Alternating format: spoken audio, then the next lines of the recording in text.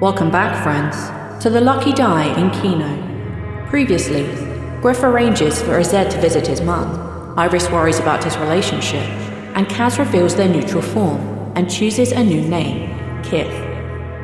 After giving Azed and Jankiso the liberated alchemist stones, Greff drops the knowledge that he must guard them on their way to the Forge of the Wild. Kaz fills the pair in on their origins, and chooses a new form to better facilitate their new direction on the way to meet a new companion. Will Azed and Jankiso make it safely to Discora? Will Baskin be safe on the ocean? And what does Ivoris' transformation mean for our UNT? I guess we're about to find out. Welcome back to the Lucky Die in Kino.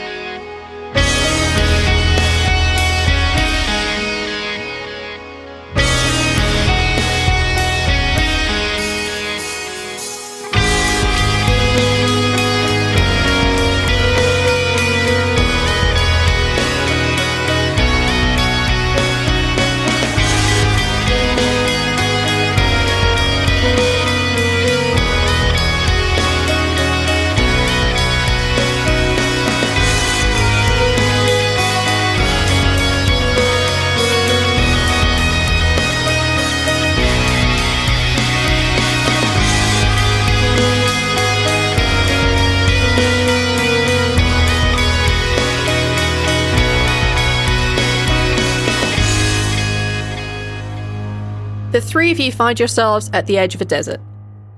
You see just in front of you that there is the lioness-looking tabaxi with a small creature behind them. It's a kind of small little bunny-looking thing, and it's a couple of steps behind, sitting in the tabaxi's shadow. You have not noticed them yet, Tawree, but I'm going to leave it up to you four.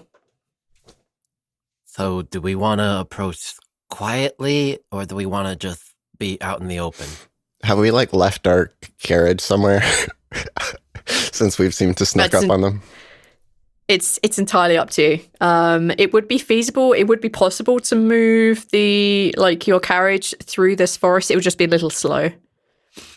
Yeah, we'll say we parked it a ways out. Okay. Yeah, to be fair, trying to get a carriage over a desert is not necessarily the smartest. No, you need camels for that.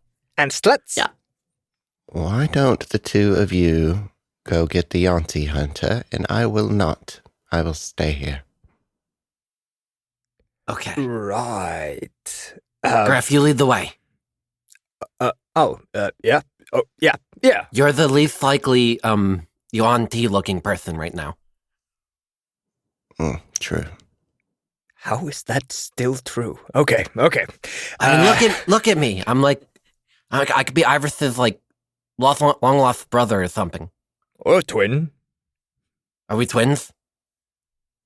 When were you born? Okay, I'm gonna go Never talk mind. to the... We'll talk about that later. Yes. On a side note, I think you're both 22. When were you born? I think whatever year that, because I know that Ivoris and Ral are the same age. Yeah, it just made it easy to remember. Oh, no, wait, yeah, hold on a second. easier. What age is today? World information. How old is Cass? I don't remember. I feel like we do this every time. Kaz is 22. Oh, Ral, shit. Ivoris, and Kaz are all born in the same year. Oh, no. Greff is the oldest. Wait. All right. So, Greff, Yes. lead the way. I'll be right behind you. Okay. And Greff's gonna stride confidently towards the person. You can absolutely hear him coming.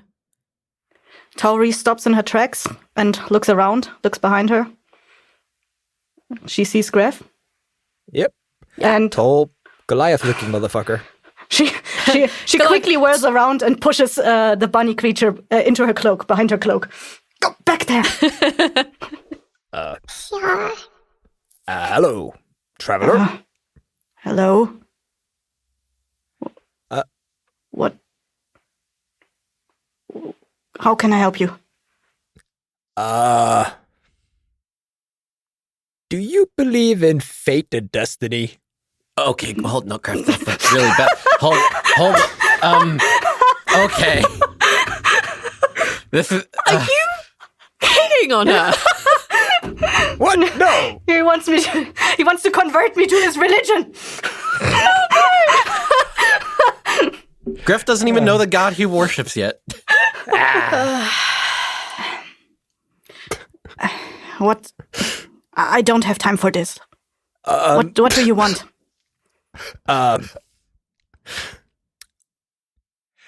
There's no easy way to say this. I usually don't deal with god stuff or magic stuff, but we were told to find you. Me? Why? I think the phrase that was used was UNT hunter.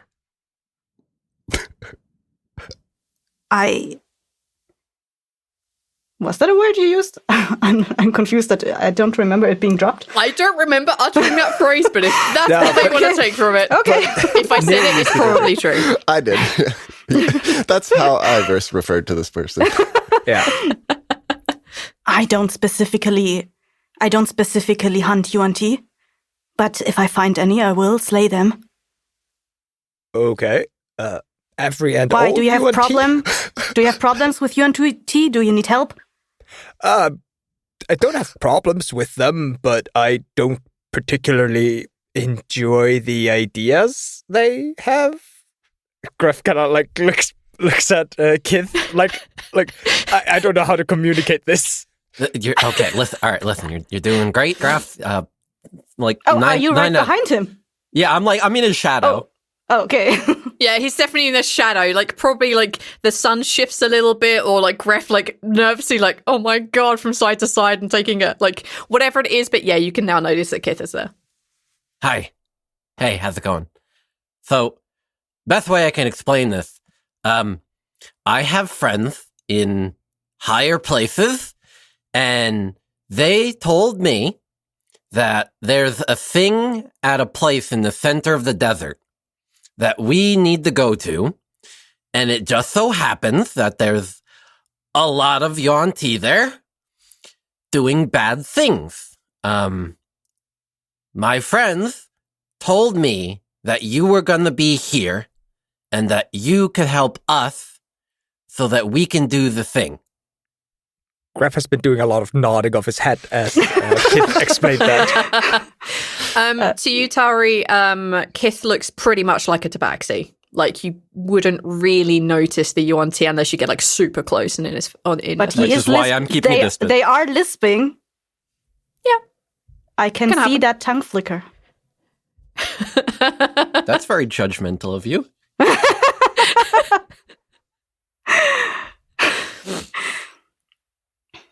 Where is this place that you said you wanted to go?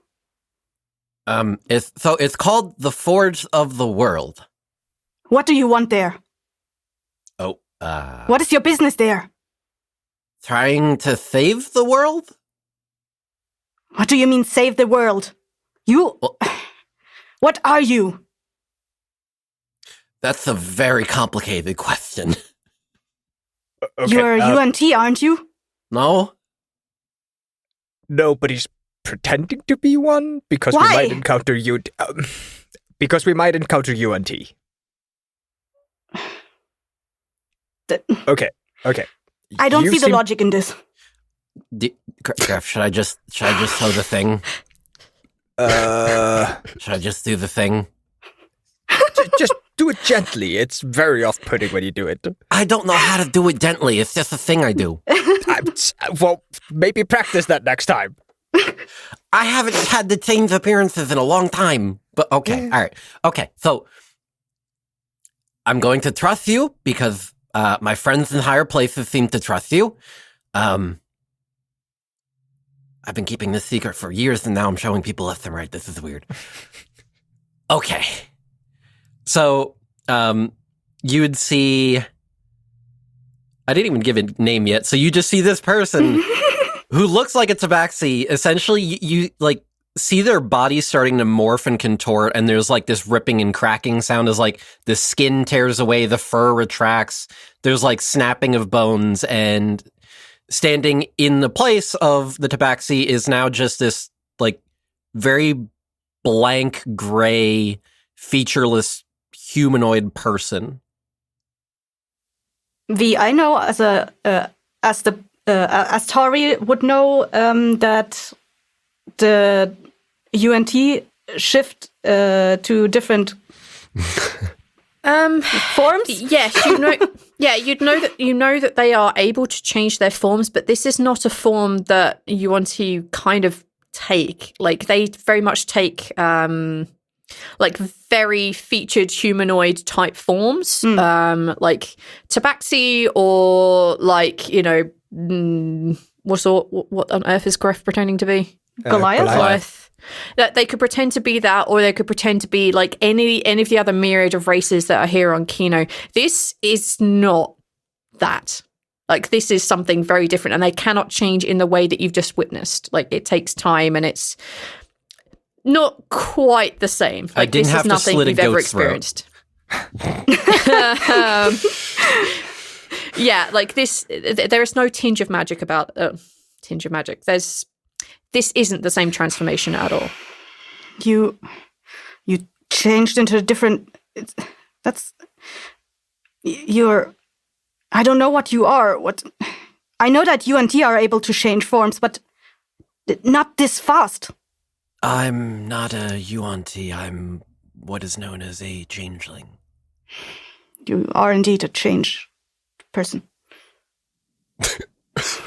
Okay. What? You said you needed to get to the Forge of the World. Yes. Because gods told you about that?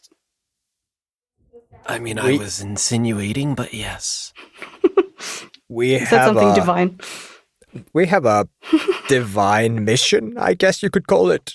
And I've promised to fulfill this mission. And what? Why do you need me for this? I'm on my way to the World of Forge myself, but... Okay. Why did they drop... Why did you approach me? Well, how do you know that I'm the one that you whatever spoke of? We are unequipped to deal with the UNT and break through and get to the world of the Forge of Worlds. It's that simple. The three of us cannot do it. And Greff is going to gesture towards Ivoris, who's like off a little bit in the distance. Yeah, he's got his hood up and he's very much anticipating hiding what he is. Yeah, like, he's a tabaxi shape. He definitely looks tabaxi from the distance. Like, you would not be able to tell. And you need my help to slay the UNT. To slay them, to trick them, to get past them. We don't know exactly. We do not have a foolproof plan. We do not have a fully formed plan. We are very much... You are very much unprepared. Jazz, maybe. Yes, thank you. That was the word I was looking for. That kind of is how we work, yes. I'm going to turn back to the other thing just so I can...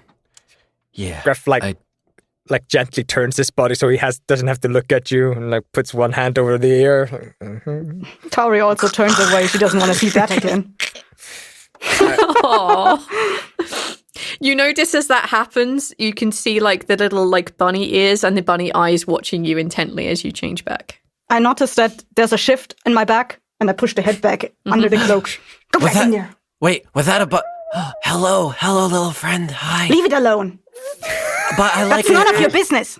I like animals. This is not an animal. That's not an animal? It looks like an animal. It's not an animal.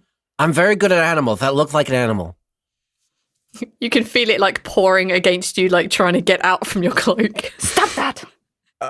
He is very good with animals, but you say it's not an animal? It's not an animal. That looked like an animal to me.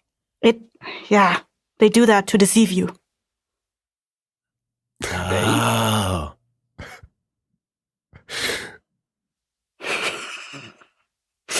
So this is why not do an you- animal. Huh?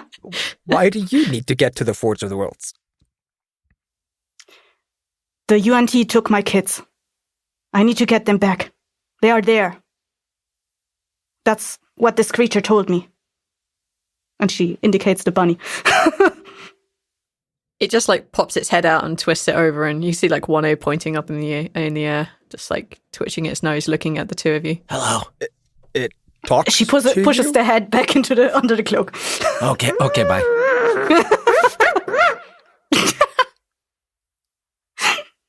This thing talks to you? It does.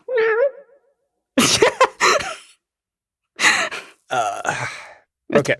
It can talk. I don't know if others can hear it. I can hear it. Sometimes. Sometimes we chat. I hear But muffled. it's not supposed to look out. I hear muffled things. Okay. Fine. Now that you know about it, I'm gonna let it out. It can hop out. It kind of like drops out and like rolls in the sand a little bit, and just kind of very patiently sits in your shadow watching. Okay. Just a question. Is that the same one that we had in the backstory, or is it a different one? No, this is a different one. Like, Okay. It looks different from what you met. Okay. But it's the same, like, in mind, it's the same You know it, yeah. creature? Yeah, okay. You know it's you know it's the same, but it doesn't appear to be the same. The one you met is like Yeah. the one you have here is so small. This one is Bunny Dadrar. Yeah. Okay. This is Ottrup. Ottrup. Yes. It told me that my kids were taken to the Forge of Worlds. It told me when I came to and couldn't find my kids where to find them. And now it's following me around. Okay. I'm gonna take your word on that. Well, I have don't- to take your word that you are not a UNT. Indeed. Okay. Well, That's fair. I could still be. You're clearly something else. Thanks. I think. So, how about this? Hi, I'm Greff. And he reaches his hand out. She looks at your hand. And then she looks you in the eye and says, I'm Tawree Limarok. Tawree. She doesn't take your hand. Greff leaves it hanging for a good minute, couple of seconds before he pulls it back. All right. This is Kith. Hi, I'm Kith. What about your friend over there? That one over there is Ivoris. That's Ivoris. Greff. No. Kith. Ivoris. Okay. Ivoris! Hey! Ivoris! Before we Iris move on, just not responding. Greff like waves a hand behind him, like, no, please stop, don't come over yet. No, not. Thank you. This by the handshake looks like it's going as I expected. So I'm saying that. Is that one over there your sibling? No, we're still trying to figure out if that's a thing or is that not, but no. Are we? He didn't tell me his birthday yet. Then if you'd have different birthdays, you're probably not siblings. Well, no, I mean, we could still be siblings, just not twins, but, I mean... Okay, so... we need to get to the Forge of Worlds. As do I. You need to get there. Yes. We are sharing a goal, and our divine allies have told us that you share the goal, and we would like to accomplish it with you. All right. I can give you nothing but my word. I knew. Well, I need to get my kids back. They are in the Forge of Worlds, and I, until now, was not aware that there were apparently more UNT than 3 of you can take out. So, if you're heading the same way, I would not mind heading the same way there too. I don't fancy taking out a lot of UNT on my own. It's, I've heard, very difficult. They are. Now, my friend over there, Ivoris, he hates UNT. absolutely loathes them. We have something in common then. He's been around then for a very long time. My village has been attacked multiple times by UNT. My kids were taken away by UNT. Many of the people I knew died by the hands of UNT. I have personal hate for them myself. He is UNT. And Greff is going to put himself straight between your character and Ivoris. Like, he is blocking your sight now. How can this be? How can he be a UNT but hate them?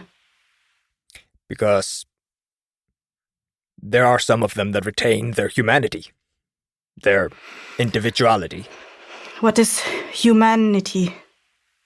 You're literally the only character who would know that word, Greff.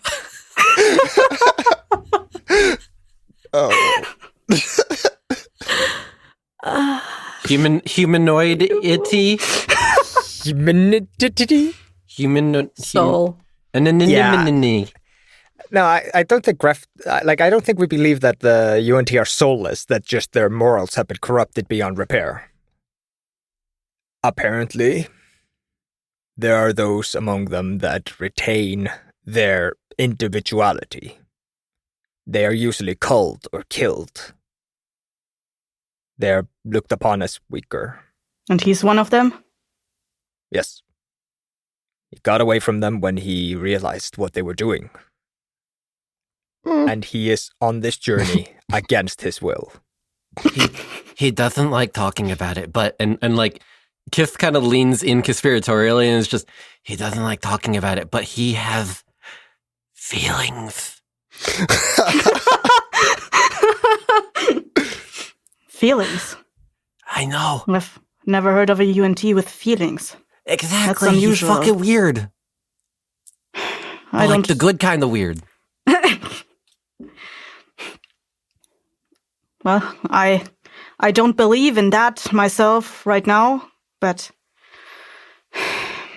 keep him away from me. Like, tell him to keep some distance. I will judge him for myself. Will you not address him yourself? No, he's your friend. Okay. Hey, Ivoris, stay over there. What? We're cool, but stay over there. No, what? Could I please get all of your passive perceptions? Oh, no. Mine too? 17. Yep. So 16? So, Yeah. same here, 16. 2 16s to 17. It's just 10 plus perception is 1. Yeah. So 11. Oh, God. Oh, no. Yeah. You I see mean, nothing! I am the wisest Okay. among us. Yeah. All you notice is that the little bunny creature has kind of disappeared, but you don't know where. Do I know where? Disappeared from the shadows. Is this something... Nope. Even I have no idea? This has not happened to me before? Oh, no, yeah. Okay. Yeah, they disappear on the odd occasion. You have no idea where the fuck they are. No, bunny friend.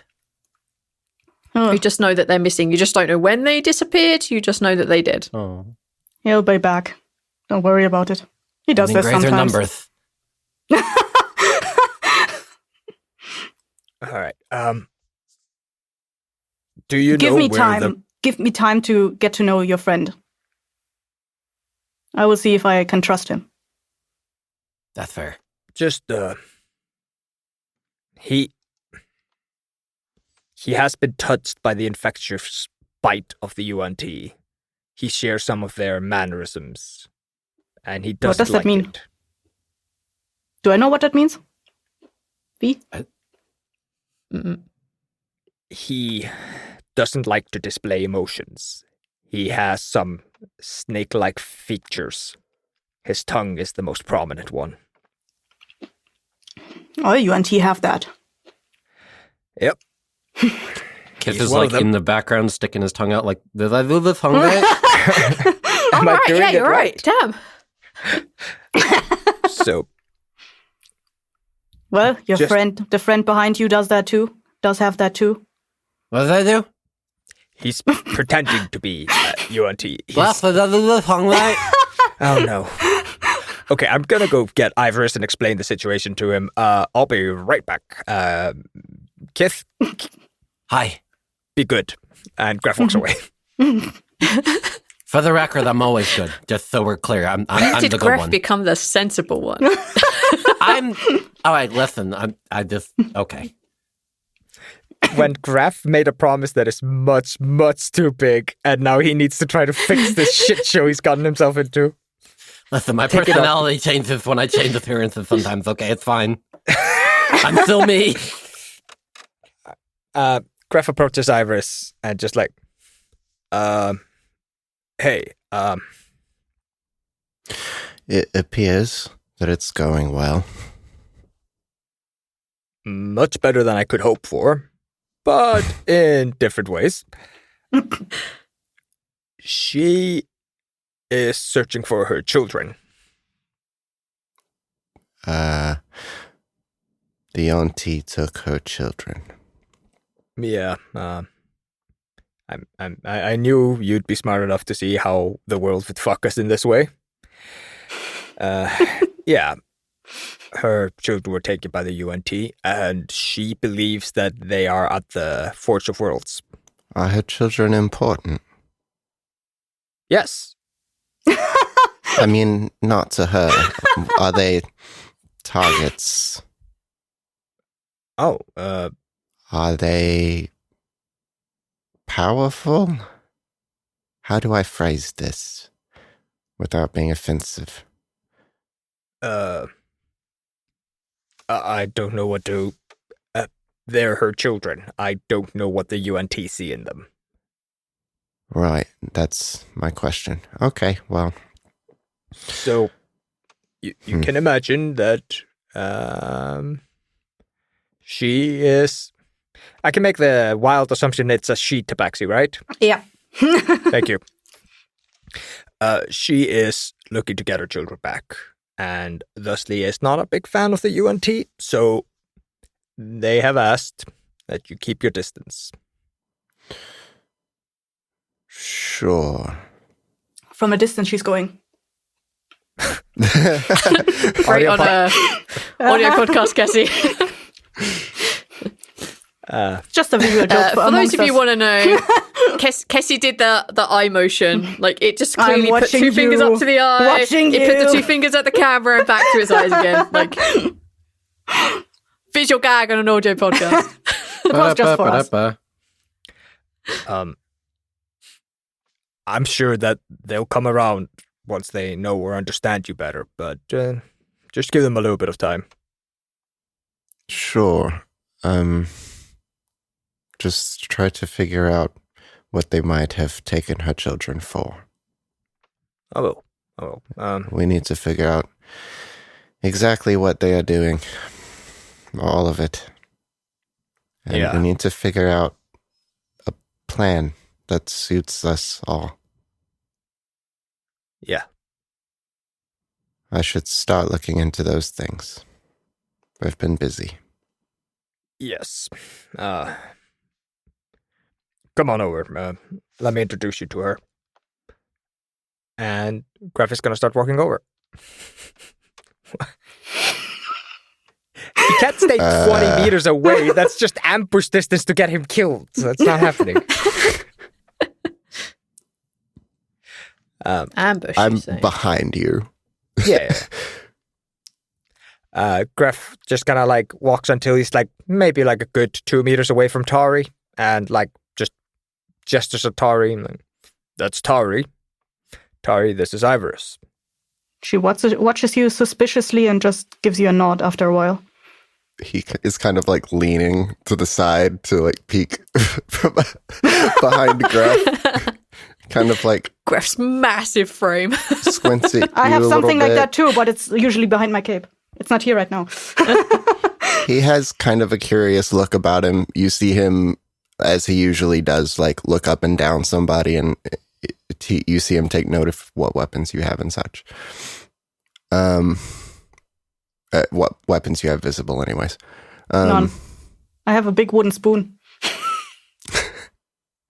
Are you a spoon druid? A Guatfo. So you're going to fight the auntie with what? I have claws, don't I? You should. Are they good enough to kill a Yanti with? You're going to claw a Yanti to death. You knew me by a title, apparently. UNT Hunter. Oh no, that was just the thing that I understood you to be doing. That's what we needed, right? That's why we were told to come and get you. You were going to help us, yes. Then, there you go.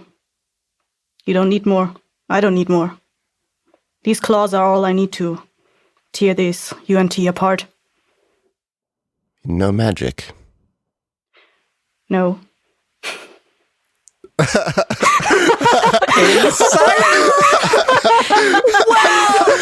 I think you might need... I mean, technically, you're going to need a deception check. You know there's a degree of bullshit in your statement you just said. So if you want to know, you guys can roll insight. And I, as character, like Tawree as a character, doesn't really know what whatever the fuck she has is. Yeah, that is true, but there is still a degree of, like, it's not 100% the truth. It's not exactly a lie, but it's not exactly the truth either. So you want a deception check? Yes, please. And then you guys can roll insight 14. If you want to know for sure.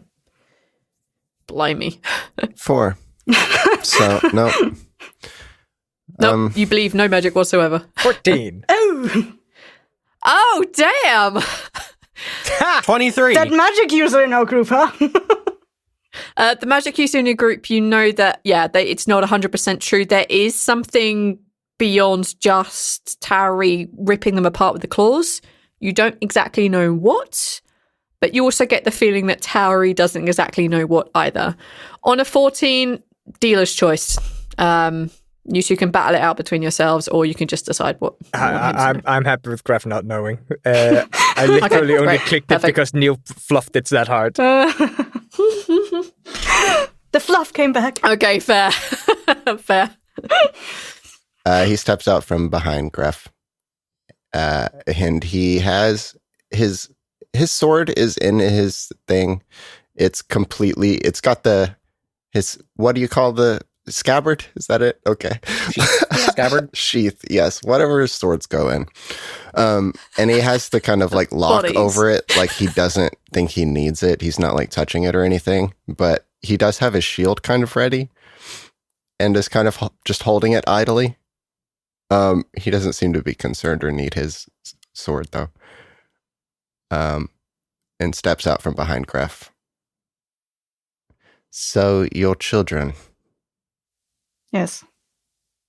Are they powerful? No, they're children. Why were they taken? What are they doing? Well, that's what I want to find out.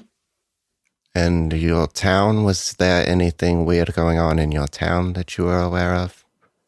There was blood falling from the rain. From the sky. But you weren't targeted. Are they desperate? I don't know. He's kind of like thinking. Quick question. When Tawree returned to the village, do I remember correctly that no one else was taken, just my kids? Correct. Literally no one else was attacked unless they got specifically in the way. Mm-hmm. And they only went for your 2 kids. I don't know why they took my kids. I just know that when I returned to my village, it was only my kids who were missing. We'll have to backtrack there a little bit. You arrived to the town. Yeah. You went with a few of the other adults to get the children out of the town because there were too many UNT and the kind of much, much smaller, more elven-eared looking kind of creatures with them. They attacked your village en masse. Mm-hmm. And as you were escaping, that's when they took your kids. Did I not return to the village after I had that meeting with Ottrop? Nope, that's where we ended it. We ended it on Ottrop. No, but I mean, like, you did say there were like 16 days in between, like, Tawree could have gone back to her village and pick up some items, and then she would see like, oh, no one else died or was taken away. Yeah, absolutely feasible. In that case, 100%, yes, it was only your 2 kits that were missing, and the only people injured or hurt were those people who got directly in the way of the horde. I don't know why they took only my kits, but they were the only ones that were missing. And when they attacked our village, it didn't seem like they had any interest in killing us or taking our bodies. Like, they just came after my kids and me. And then I passed out and my kids were gone. How many of them were there? 2, Lien and Yok. How many Yonti were there? More than I could count. Okay. Ivoris doesn't look too great at that. I think it might be best if we start walking and talking. We're kind of on a deadline. I would appreciate that. I was planning to find anything, any clues where this Forge of the World is fairly soon. We are in a desert, right? Yeah. At the edge of a desert. Yes, you are. You're at the edge of a desert. As your shadows are being cast, it's kind of like almost noon. Like it's just getting to that very noon time of day where there's going to be very little in the way of shadows. However, the shadows that you 4 are currently casting, the furthest shadow towards like the center of the desert, just that very last dark patch there, you can see that the bunny is sitting in it. It seems to be like looking towards the desert, like center, and just sitting there patiently waiting. You can just see its butt, looks like little tail wiggling. In what shadow? In front of us. So yeah, the shadows that you are casting into the desert, like the furthest shadow out, that's exactly where the bunny is. Okay. Do I know if the bunny is like my compass? Do I follow the bunny? It can be. Sometimes the bunny has been useful. Okay. Mostly the bunny is just an asshole. So. It is. She points at the bunny and says, "We have to follow him." He will guide us to the Forge of Worlds? Well, he's not entirely reliable, but he has guided me here, the desert. This is something I knew I would need to go to. One more thing. Yes.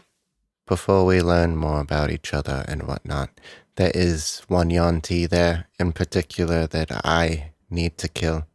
So I would appreciate it if you did not try to steal that from me.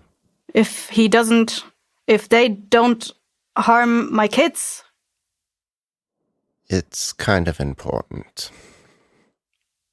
If I see that UNT in any way harming my kids, I cannot guarantee it. But other than that, he's yours. Anyways, are we going to take the cart the rest of the way? Or are we going to leave it? I believe we have to leave it for the desert. Oh. Yeah. Oh. Oh no. We can maybe stow it somewhere and get it back on the way back, but there's no guarantee. Let's not leave anything too valuable with it. Kith, can you make the horses, like, not die? I mean, generally speaking, as long as there's a source of water and food, you know, they kind of just do their own thing. Looks around at the desert. I mean, if you prefer, I can try to talk to them and just ask them to kindly stay in the area until we need to come back. And yeah, I was thinking something along those lines. Sure. Yeah, I can do that. Yeah. Kith will go back to where the cart and the horses are and cast Speak with Animals. Sure. And just for the sake of speed, because of the fact that we're kind of on a deadline, I'm going to use the spell slot instead of ritual casting. and then just go over to the horse and just as they start unhitching them, just, all right, so listen, guys, we're going to be going into the desert. We're not taking what you guys with us. We know that you guys don't really like... Oh, man. No, we're not taking you. Bummer. We're not taking you there. It's too hot. No, man. Come on. Like, desert, man. Did you want to go? We can so awesome. You want to go? Yeah, like, how many horses have been to the desert, Are you gonna be okay I don't think you would be okay in the desert. You got hooves. Your hooves don't work so well in the sand. Oh, right, yeah, man. You're like so right. Like, do you want us to wait here for you, man? Yeah. Just all right. So I'm gonna unhitch you from the cart. You guys just stay in the area. There's plenty of food. There's plenty of breath and some water. You're totally like fucking rad. Thanks. You're so cool. Thanks. V, all right, man. V, do the hair flip. You guys are... Yeah, it does the... it does the thing where it flicks its mane over now that you've unhitched, just like, this is like... All right, we're gonna make this whole forest like our home. You just come back here and we'll take you back, yeah? Yeah, that sounds great. I appreciate it. Hey. You tell us all about the desert. Okay, the two horses, one of which was responding, the other is just like grumpily eating. Yeah, you kind of get the idea that if you come back, these horses will take you back. Okay, that's great. You guys are awesome. Cool. Don't horse around Stay too cool, much. Yo. Oh, that's funny. You better hoof it, man. All right, carry on. Okay. The four of you make your way through the desert. Well, I have... I'm sorry. I think I need to wait. I think Aether is having a moment. Aether, you have a moment. Listen, I have speak with animals for 10 minutes in total. I want to try talking to the bunny.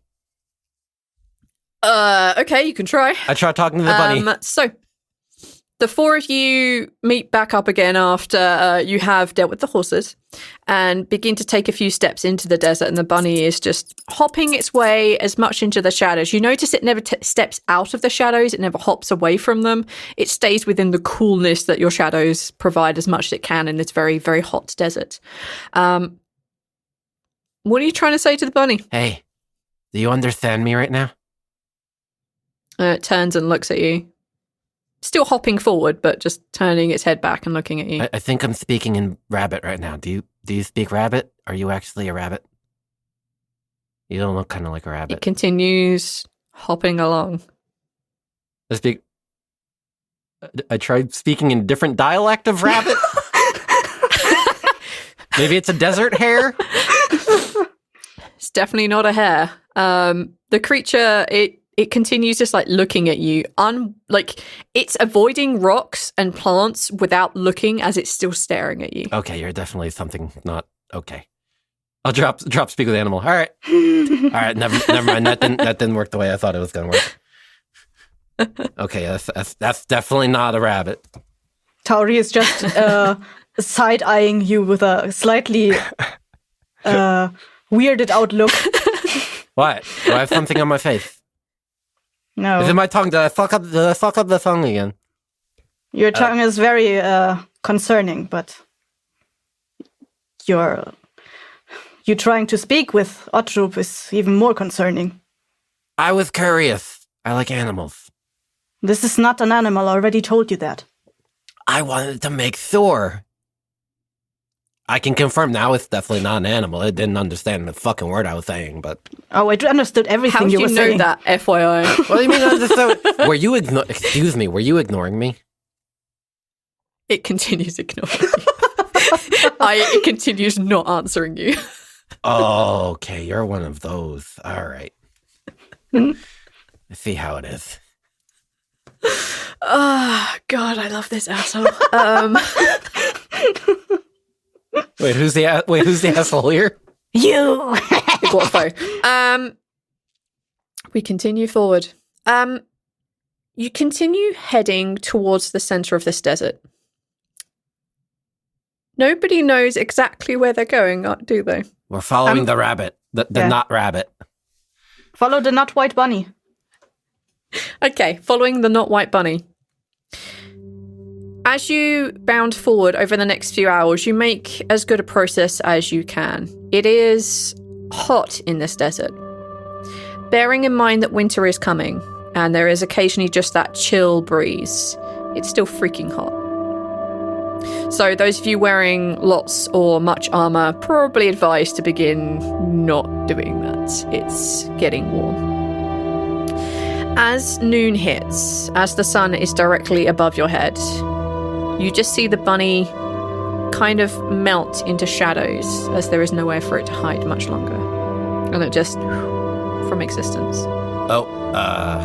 Tawree puts up the hood to shield herself from the sun. The hood up. Yeah, as you put your hood up, as the noonday sun kind of really hits, you just the three of you and Tara, you would feel you just see that little like reflection of the bunny's eyes inside the hood. So it's a shadow thing. I don't know what it is. Certainly is something. Okay. That's cool, I guess. And why does it know how to find the auntie exactly? Are you asking me? Tawree? Yes. You're too close.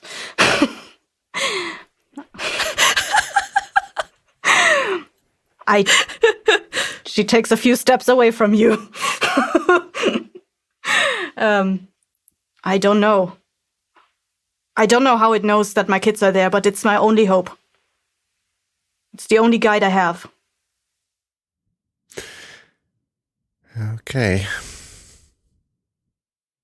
The four of you continue your way into the desert. It's a few hours more before the sun begins to set, and you need to find a place to haul up. It's a fairly easy place ahead of you. You can see that there is a rock formation that provides some shelter from the wind here in the desert. There really is nothing but desert rocks and a few kind of cactus-looking things here in the desert, as far as the eye can see. Looking back, the forest that you had just left, but me very, very far in the distance. Otherwise, it's just sand. As the sun sets, there is the outcrop of rock which you could set up camp in. During our walk, can I have done... I had more, but I can just think of one vision right now. Because he can great. If he fails, he can still follow footsteps and not really have to like trip over anything. That's totally fine, because you'll have a few more days of walking yet. Okay. I have a special roll as you walk, you can definitely attempt a features check. I rolled an 11. Do you have your proficiency on it? Yes, I think I just rolled really low. I rolled a 6. Yeah, that's super not good. I don't think you're blinded though. I think you don't have that anymore. I thought I had it for just like 1 minute instead of an hour. Yeah, to keep me from 1 minute spamming, now. like during combat absolutely. or something. All right, what are you trying to see? He's trying to see. He wants to imagine the scenario at which the both of us who look like Yanti attempt to get in without fighting and lie our way in with like hostages. He wants to see if they know too much about Ivoris that becomes something that's impossible, or if he sees that working, to what extent. You get some very vague images. You see flashes in the darkness of clearly very strong Yuan-Ti looking in your direction and taking menacing steps towards you, but you don't ever see the outcome of that result. You see others just letting you walk by, and you can feel their daggers you can feel that prickling in the back of your neck like they're about to stab you. But again, you don't see the results of this. Unfortunately, you only get very vague things before you go completely blind for a minute. Okay. I remembered a different thing. Would be he would try to at one point just see any point of conflict at which there are a good example of numbers that he can look at. Okay, And sure. then I've remembered Go for a it. third thing, but I'll do that much later no. because, or if we just want to get it out of the way. But All right, you want to get like a vague idea of numbers, okay? Yes. Go for it. oh my goodness, Oh, 12. Yeah, again, you just see utter vagueness. You just see one or two, and then you see just scores of them. You really don't get a very good sense at all. Okay. The only other thing that I could think of would be the state of the people that are there when we arrive. Are the people that are captured right now, would they be in a condition where they would be of much help if we were to release them to get help from them? I gotcha. Okay, yeah, go for it. Come on, Ivoris. Come on, 13. That's at 11. I quit D&D. Hey, Neil. I rolled a 6, a 7, and a 6. Just an idea, because I'm pretty sure it would work, but you can I just know. guidance yourself. I know, but we haven't really done any of that yet. Okay. Just He's been saving that for take every this advantage moment. It you might can. be... Yeah, it might be that you have now vowed yourself to a new deity that things are not working the way they used to, but your future checks are not on par today. You've lost touch with the spirit of Savras past. I've oopsed it up, y'all. Can't do it. Yeah. No more today. You settled down at camp. Are you setting any watches? I feel like we would. Tawree certainly would, but specifically with two UNT-looking creatures in the party. Listen, we already went over this. I'm not a fucking UNT. I just do the thing. You don't hear my thoughts. I hear everything. Burn. Okay, can I get a vague order for this watch this evening? Is there anything anyone wants to say or do to each other? Yes. Or whatever? Yes. Cool. All right. Okay, who's going first? I'm gonna set an alarm. I have all that stuff, yeah? Okay. You do indeed. Okay. That's a ritual, so it's gonna take 15 long minutes. To set an alarm? 10. Yeah. It's 10 minutes for a ritual, plus like however long it takes to cast a spell. Imagine you had to do that every day with your with the morning cock to crow. The alarm clock crow. Fuck that. Yeah, so your dreams over the last few days since you've been traveling, after you've made this deal with Dendar, you felt the strange burning somewhere on your soul, a warlock mark being applied. Do I have some and your dreams on my shoulder where they licked me? Is my shoulder all weird now? There is no physical mark. Okay. A mark from a warlock, as I think, like, I'm just going to give you like the warlock lore here, because you would know this even from only having a few days having done this.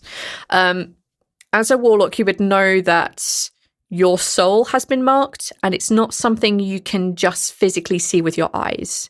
You require a high level of magic to be able to see what a warlock mark is. Oh, okay. Yeah, it's Neil something didn't that's even very know that obvious for because magic Neil use. doesn't know a whole lot. So.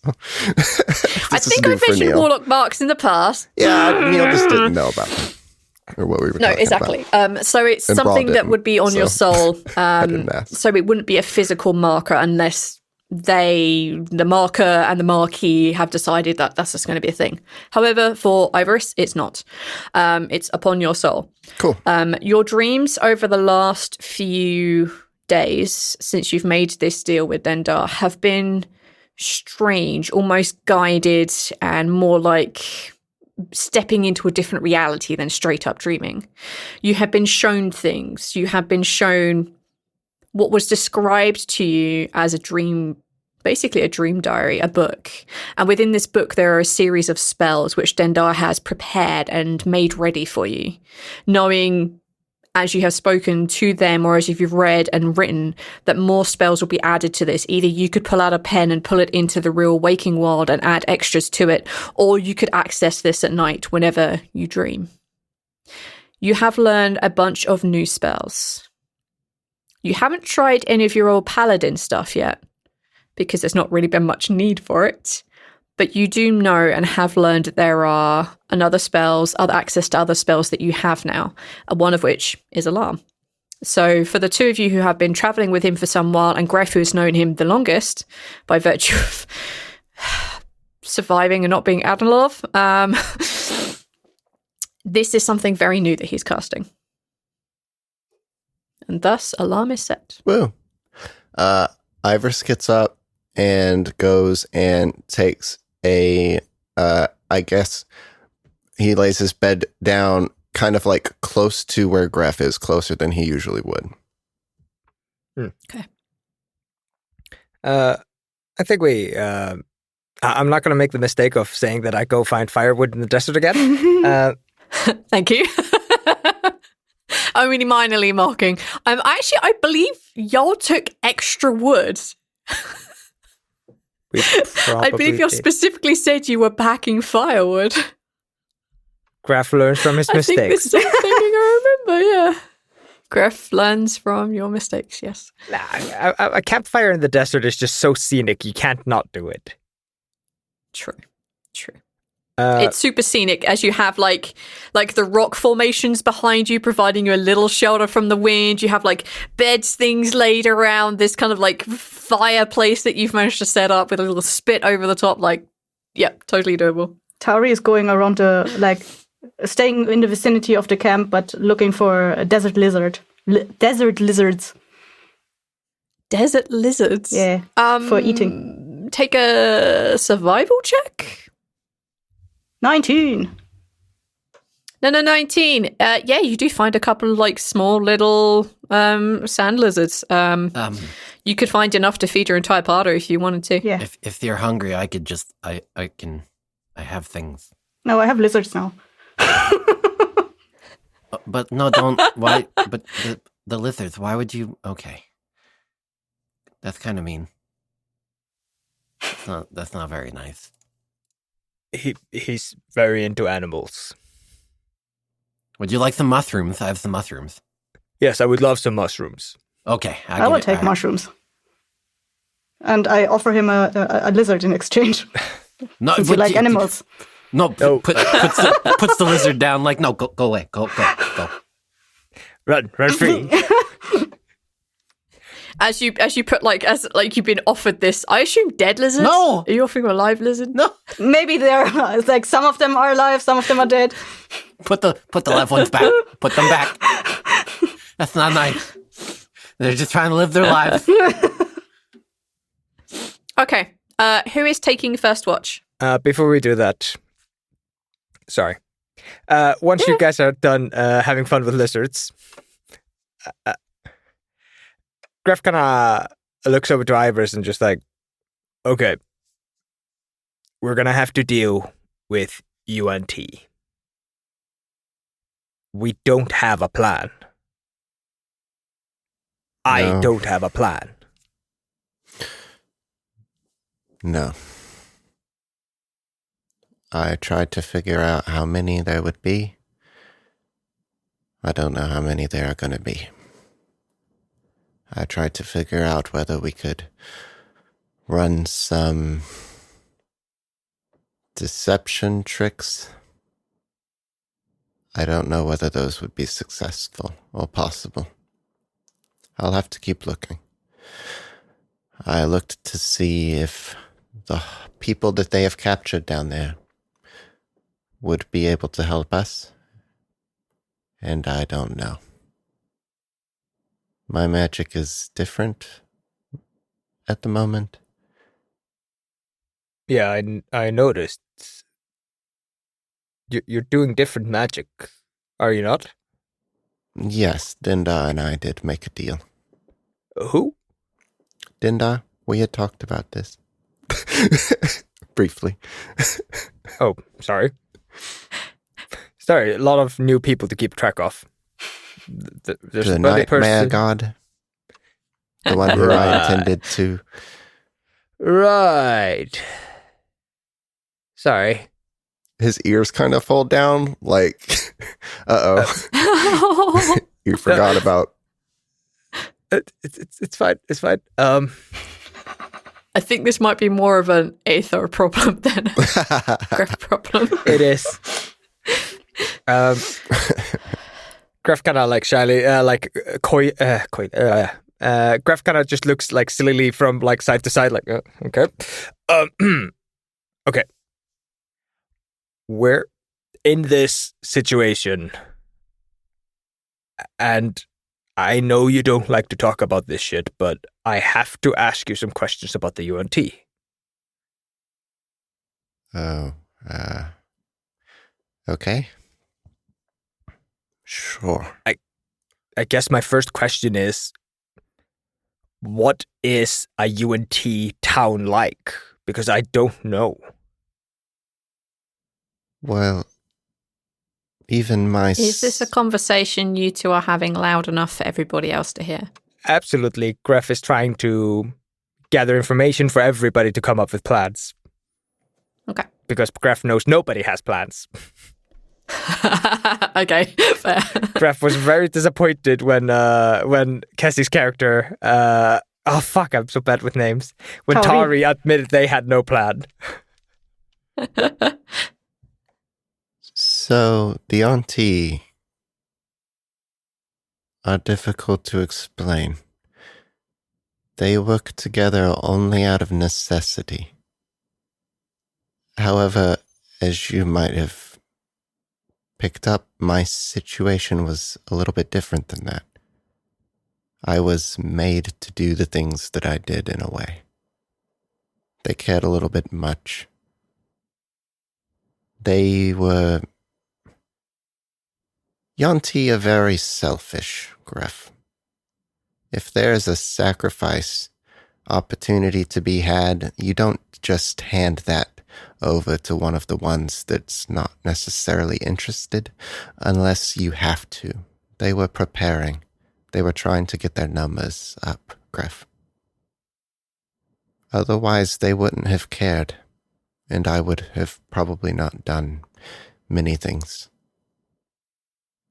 So they work with each other out of necessity and survival, but they don't like each other. They don't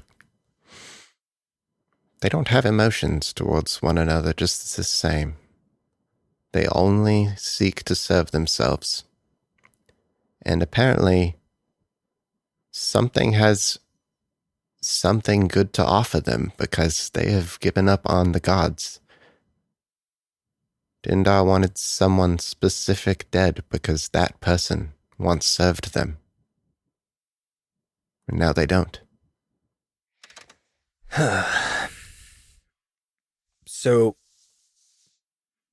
but the UNT, they fight as a united front. It's not easy to split them up, is it? They know that their numbers are to their advantage if they can get them. The more of them that they have, the more chances at mind controlling any attackers that they will have. However, they are also quite full of themselves. And, you know, a couple Yuan-Ti might think that they have it all figured out. You know, they don't like working with one another. But they know it's smart, and that's what matters. They are also full of themselves, though. I don't know, things to consider. It depends on what they're doing, what their plans are, where they are. When you left the UNT, how many were there? In my camp total, with children included, of a good dozen or so children, there were maybe 40 at most. Absolute most. Maybe 20 adults. Hard to remember. Do UNT have many towns? Do they have one capital? What are we getting ourselves into? Are we walking into a war camp made of tents? Are we walking into a city the size of the capital? No, they wouldn't have had a city. They would more of take refuge in abandoned places and places that are easy to find. They don't feel for a home like you would. They don't have that desire. They don't stay in one place unless it suits them. They'll travel if they need to, but mostly in groups, because they can be killed easily while alone. That's why they stay together. And do you think the Forge of Worlds is their new home? Something there is enticing them? With the organized Yuan-Ti that are left after the last war, then yes. But the Yuan-Ti were quite divided after that and kind of on their own. They were abandoned. After the Great War? Their peak period in history. Well, the point at which they have been in most use. The dragon they once served. At this point, you see the bunny kind of like scurrying forward, and they are definitely like lifting their head up. You can see their ears twitching as you're talking about the dragon. Ottrup, get back here. Leave them alone. They were The bunny stays there. they were split after the dragon died. From the other races or among themselves? Well, they were always split from different races. The Yuan-Ti started as kind of a evil cult of sorts that got out of hand, worshipping the dragon-like and snake-like gods, typically revolving around the easier to accomplish evil things, you know, in order to get power for themselves. Eventually taking emotion completely out of their people. There is nothing we can offer the UNT that would let us pass. If a god themselves couldn't give a Yuan-Ti enough power to convince them to stick around with them, I don't think that we do either. Like I said, they don't care about good intentions. They care about themselves, and something has something that they are wanting. I don't know what that is. Whatever it is, they've abandoned the gods, and that's pretty big. Abandon the gods. Unless they have found a dragon here to worship, but that typically doesn't stop them from worshipping the other kind of dragon gods. It doesn't work like that, really. So we have nothing we can offer them. They are afraid to fight in small numbers, and they will move around if they feel the need. Well, they aren't really from the Forge, are they? They've taken it over. Yeah. They're not home. They don't have a home. The second that they get too comfortable in a home, you get a party of do-gooders like Scamos and his friends come and kill the whole pack. Is that how he found you? He did kill them, yes. I'm sorry, I thought that you had known that. I knew Scamos took you in. I didn't know he did it during a raid, I think. Oh. Yes, he does not like Yuan-Ti. They were killing them. Sounds like we could have used a Scamos right about now, huh? I think we are the Scamos right about now. I think Greff just gets, just has like a thinking look on his face, and he's just nodding at this point, just trying to think of anything. Unless somebody wants to bring anything up or ask anything, I am good. I have a quick bit of business, Greff, but I will go over that in a moment with you. Would Tawree know of any weaknesses of the UNT from her experiences? pretty much everything that Ivoris said has tracked with you. You know that if you can divide them into smaller groups, there is a much stronger chance of you being able to take some of them down, if not all of them. You know that you can definitely use their pride against them by giving them like a big but easy to kill target, and you can often use it as a distraction technique. Again, you can like use their pride against them by making them think that they have defeated you and then getting the upper hand that way. Pretty much everything that he said has tracked. You could roll a survival check and then we can try and figure out what else you might know. Survival. 7. Oh. I think that's a no. Yeah, sorry. I know nothing.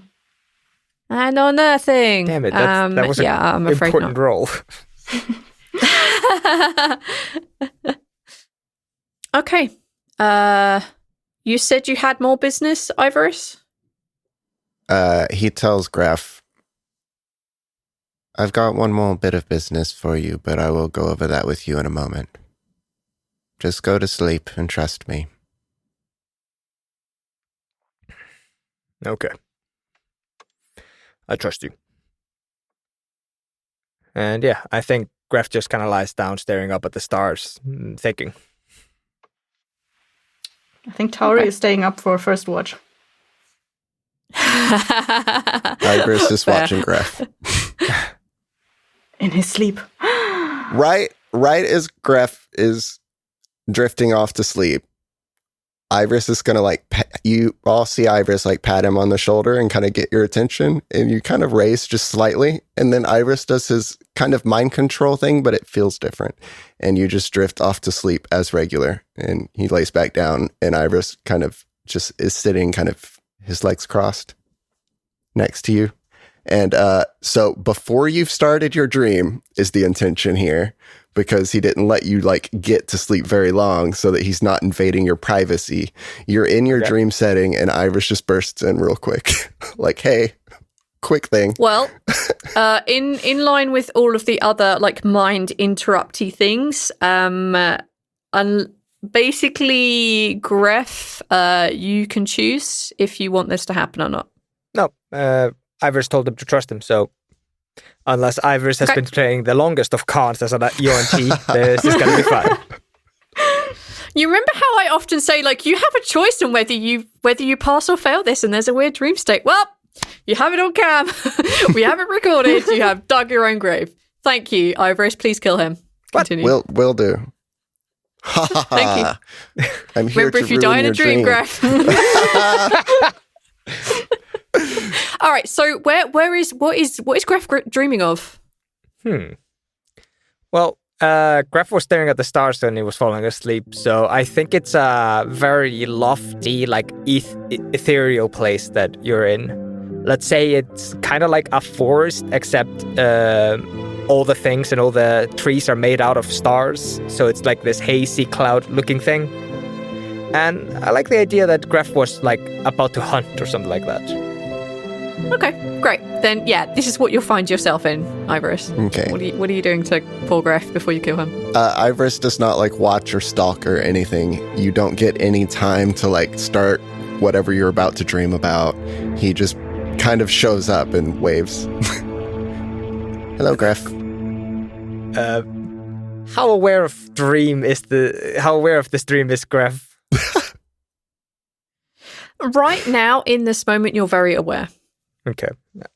You are aware that this is a dream. You know that your buddy just asked you to trust him and then did something to you as you were falling asleep. And you were just okay, I'm going to go with it. What's happening? So you're kind of half aware. All right. Yeah, okay. Greff kind of looks over to you, then looks at his hand where there was a bow, and it just kind of evaporates in his hand as the idea of hunting leaves his dream. And he just kind of turns back to you hey. Not here to ruin things. You can go about what you were doing. I just had one quick thing. Ivoris has a book, and he needs your signature. He opens it up. This is super important. What does your book look like? That's a good question, V. Why don't you help me out? Well, it looks kind of like a plain-ish journal. So it has like leather binding, and it's not ornate in any way. It just has Ivoris's name on it, but it's written in such a... You can't read Celestial, so it's written in what looks like a really fancy script, and you don't exactly know what it says, but in this dream you get the feeling that this is Ivoris's name written in a different language. Okay. It's leather bound. It has like this kind of purplish sheen to it, but if you look at it in a slightly different way, it has more of a dark blue sheen to it. And sometimes as you look at it oddly, much like your trees are made of stars, it also has like the odd like star sparkle in it or brightness here and there. It's uncomfortable to look at, like you're staring at a picture of the galaxy that is consistently moving.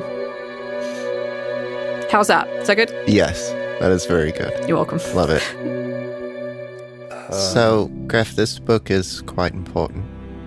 Dindar gave this to me, and I am learning some things from it.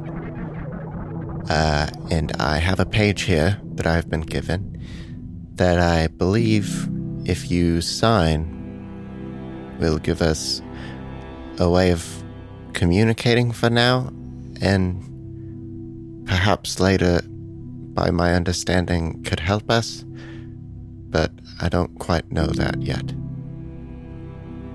I have a good feeling about this being beneficial for the people that I get to sign this. I think that when you say I have a good feeling, the environment changes to like a kind of a homely looking wooden house.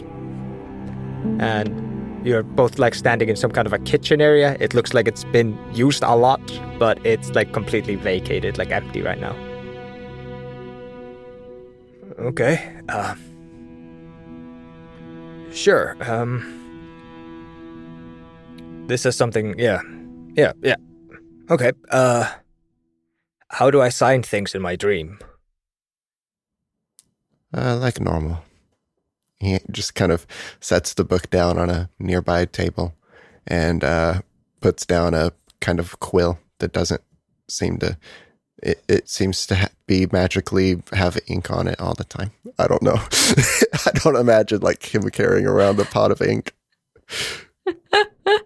As you just kind of think about ink, like just an inkwell appears. The kind of like the ink itself it looks almost exactly like the covering, the binding of this book. It's awkward to look at. It looks like it's a galaxy contained within the ink pot. Greff dips the quill in the ink and proceeds to write his name in the book. He has a strangely like elegant writing style in his dream. It is much more elegant and pretty than Greff's real writing style. Oh, does Greff secretly have the soul of a poet or something?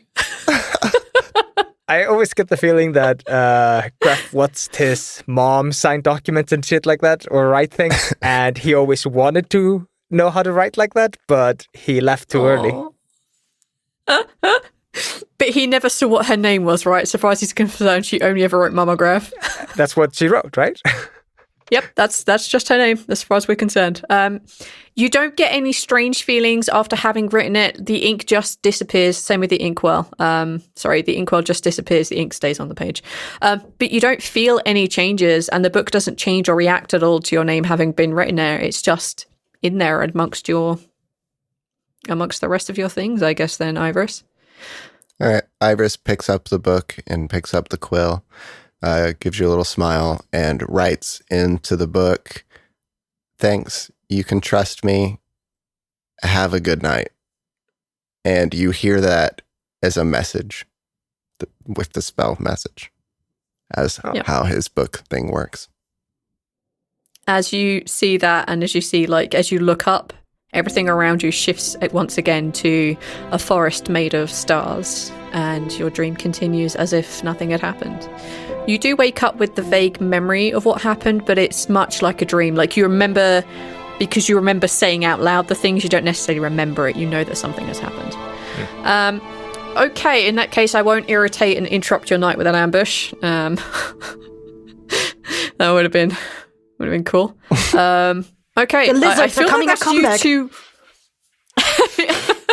There's a really big sand lizard out for revenge now. It's a mama. Mama sand lizard. No mama sand lizards. The night passes peacefully enough. Tawree, you gonna get... Otter kind of pats over to you and just kind of like sits, stares and looks at you. You see like its ears twitching in all directions as it's paying attention. And you see that the eyes begin to shift through different blacks and greys and smokes in its eyes as it reveals itself to be the creature that you know that it truly is. And you see it often glancing back and looking back at Ivoris, who's just laying unconscious on the ground. Tawree was probably in the middle of like filing her nails while it came over, Sharpening them to a point. Yeah. And then Ottrup just starts doing that, and she puts the file down and looks at Ottrup and watches him. She probably knows what is he doing. Like, this probably has happened before, I imagine. Not so much. You haven't really had many companions, but you see that they're kind of like definitely looking in the direction of Ivoris, and then they kind of like they patter over to you and just kind of sit right next to you, and you see them like look up and twitch their nose, and then you just very quietly hear, "Kill or not kill?" Why do you want to kill them? Question, not direction. Knows about dragons.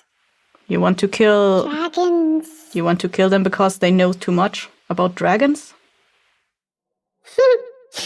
No. Why? They know of the Lich Dragon. I don't even... Lich Dragon sent me to where I came from. Would like to know more. The Lich Dragon sent you to the rift? Yes. Is Took so many millennia to get back here. Perhaps they would be useful. Then let's not kill them if they know something. Maybe at least until I learn more about dragons. We can find out about dragons. Yes. I can sense something like that here in the desert. A dragon? Yes. Is it the one that sent you through the rift? I don't know. Lich was defeated, I think. I don't think it lives or unlives. Undeads. Well, if it happens to be at the forge, where we need to go anyway, Yes. we might be able to learn something about the dragons there. Yes. I think this one. and it kind of like gestures with its ear towards where Kith is. This one. Think it knows things because of its... There's a strange presences to it. It is a very strange creature. Changelings aren't so strange. Well, I've never seen them before. But... Because you lived in a tiny village. So small. And you've been trapped in a rift, apparently, for several millennia. How do you know about changelings? Many years they've been in this world. The rift hasn't been open that long, has it?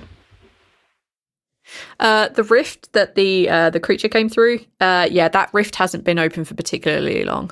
Oh, but there were other ones, right? Yeah. Ah, okay. Watch that one. If presences are what I think, might turn on me. Well, I will not let them get your hands on... I will not let them get their hands on you before you guide me to my kids. Get. I will not let my kids or yours harmed anymore. And then like the creature just kind of like snuggles up to you and like lays its head just somewhere on your knee, and you just begin to feel it like snore as it decides the conversation is over. I kind of rub its head, like, on the bridge of its nose like this. Maro. Hi. So, I guess we have some things to talk about. Am I sleeping? I'm gonna say like this is probably during your watch. Okay. Like they let you sleep in peace. Okay. Generous gods. All right. So this conversation's happening in the head. I'm not talking out loud for this one. No, yeah, that's exactly what definitely should be happening here. So, I guess we have some things to talk about. Is that so? Yeah. So we told the other gods kind of that you were in the area and that you were heading to where they needed help to get some things, and being that you're like the closest person to all of this going on right now, they let us know what we're looking for. So at this forge thing, there's going to be like these people who are being there are these people who are being held captive, and well, that's not good. And from what I heard, because I'm not listening all the time, because that's not what I do, but we know that they're being held too, and the kids, I mean, and freeing them is like one of the things, but unfortunately there are other things. It's not just rescuing the people held there. Right. You might need to be there a little longer than just freeing them. See, there are these things that need to be forged at the Forge of the World, I'm and not a you smith. might need the help. Well, see, that's the thing. It's not a smith, 100%. Well, they have smiths. Actually, they have forgers and people who can... It doesn't really matter. Your strength lies in your ability to grow, to create things. Like farming and making mushrooms grow where they shouldn't, and really well. They need a potion, which can only be made from a certain type of spore mushroom. And it's really difficult to grow. You've not grown it, but I have faith that you can. I do. They need it to imbue the onyx things that they're making. Okay. I'm going to help save the world with mushrooms. Yeah. See, you say it like that and it sounds ridiculous, Yeah. but it's not. Yes, it's... Well, it's not. There's some very powerful people out there who need help, and there are more difficult ways, and you would save a lot of people a lot of pain. Right. So, the forge trip might be a little bit longer than just rescuing the people there. That's apparently not the objects the other gods needed. Are we being pursued? You can almost feel them looking at each other. And Shantea says, Yes and no.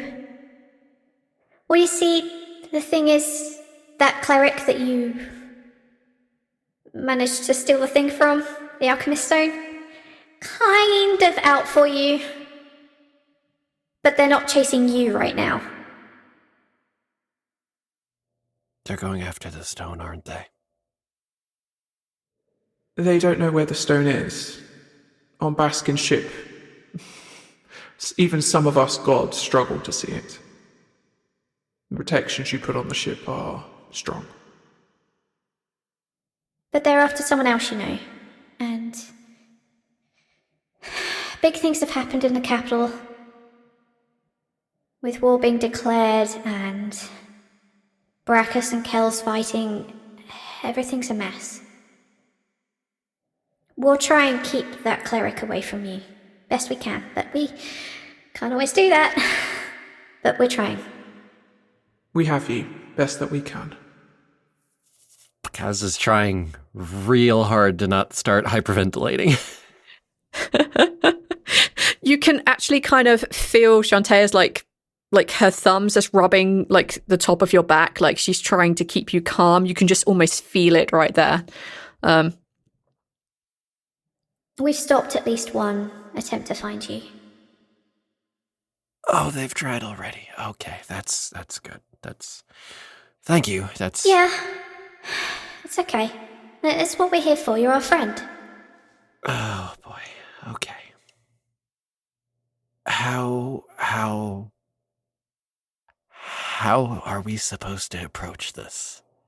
There's 4 of us and an unknown number of them.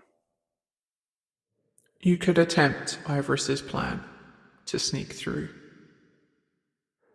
And you may well, if you prepare properly, that you could get through everything on the outside of the forge.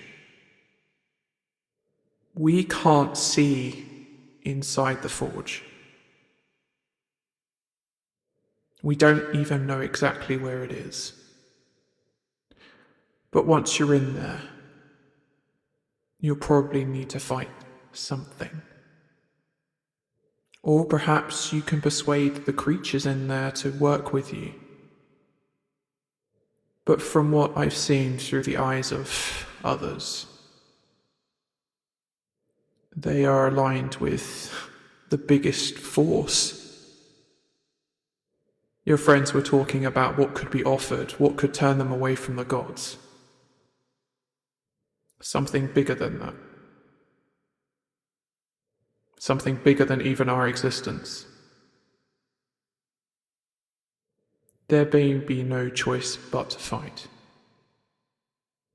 But you might be able to avoid a lot of that if you can get through the outside. Ivoris's plan is good a plan as you're going to get, we think. And we'll help you where we can. We'll keep you protected from prying eyes, best we can. Lovely. Well, guess I need to start considering my options then. Yeah. If you need anything, you know we're here. And we're so sorry for having to ask you to do this. And if I had any other choice, I would have asked literally anyone. I know you don't like this. I'm sorry. Even the farmer has to fight to protect their crops sometimes. You're very right, we do.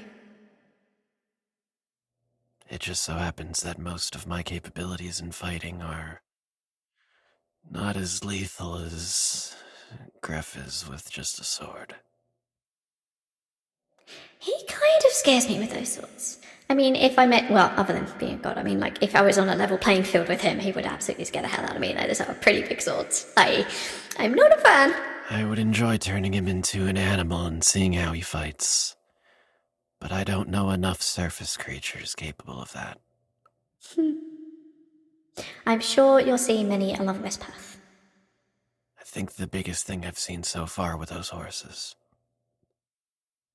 They're not very intimidating, Yes. though. They certainly were not. Not entirely sure what they were fed. Sleep well. Yep. If you give feel the their presence Yansky kind of just- shrooms, maybe they won't be assholes. Okay, that's not the plan I was talking I about. thought that Okay, was the plan. If I give they them would never see it hallucinogenics, coming. here's a bunch of mushrooms, trip balls. What's it called? We just have to take them on an ayahuasca trip and then they'll all mellow out. You give Greff some mushrooms and he becomes a berserker.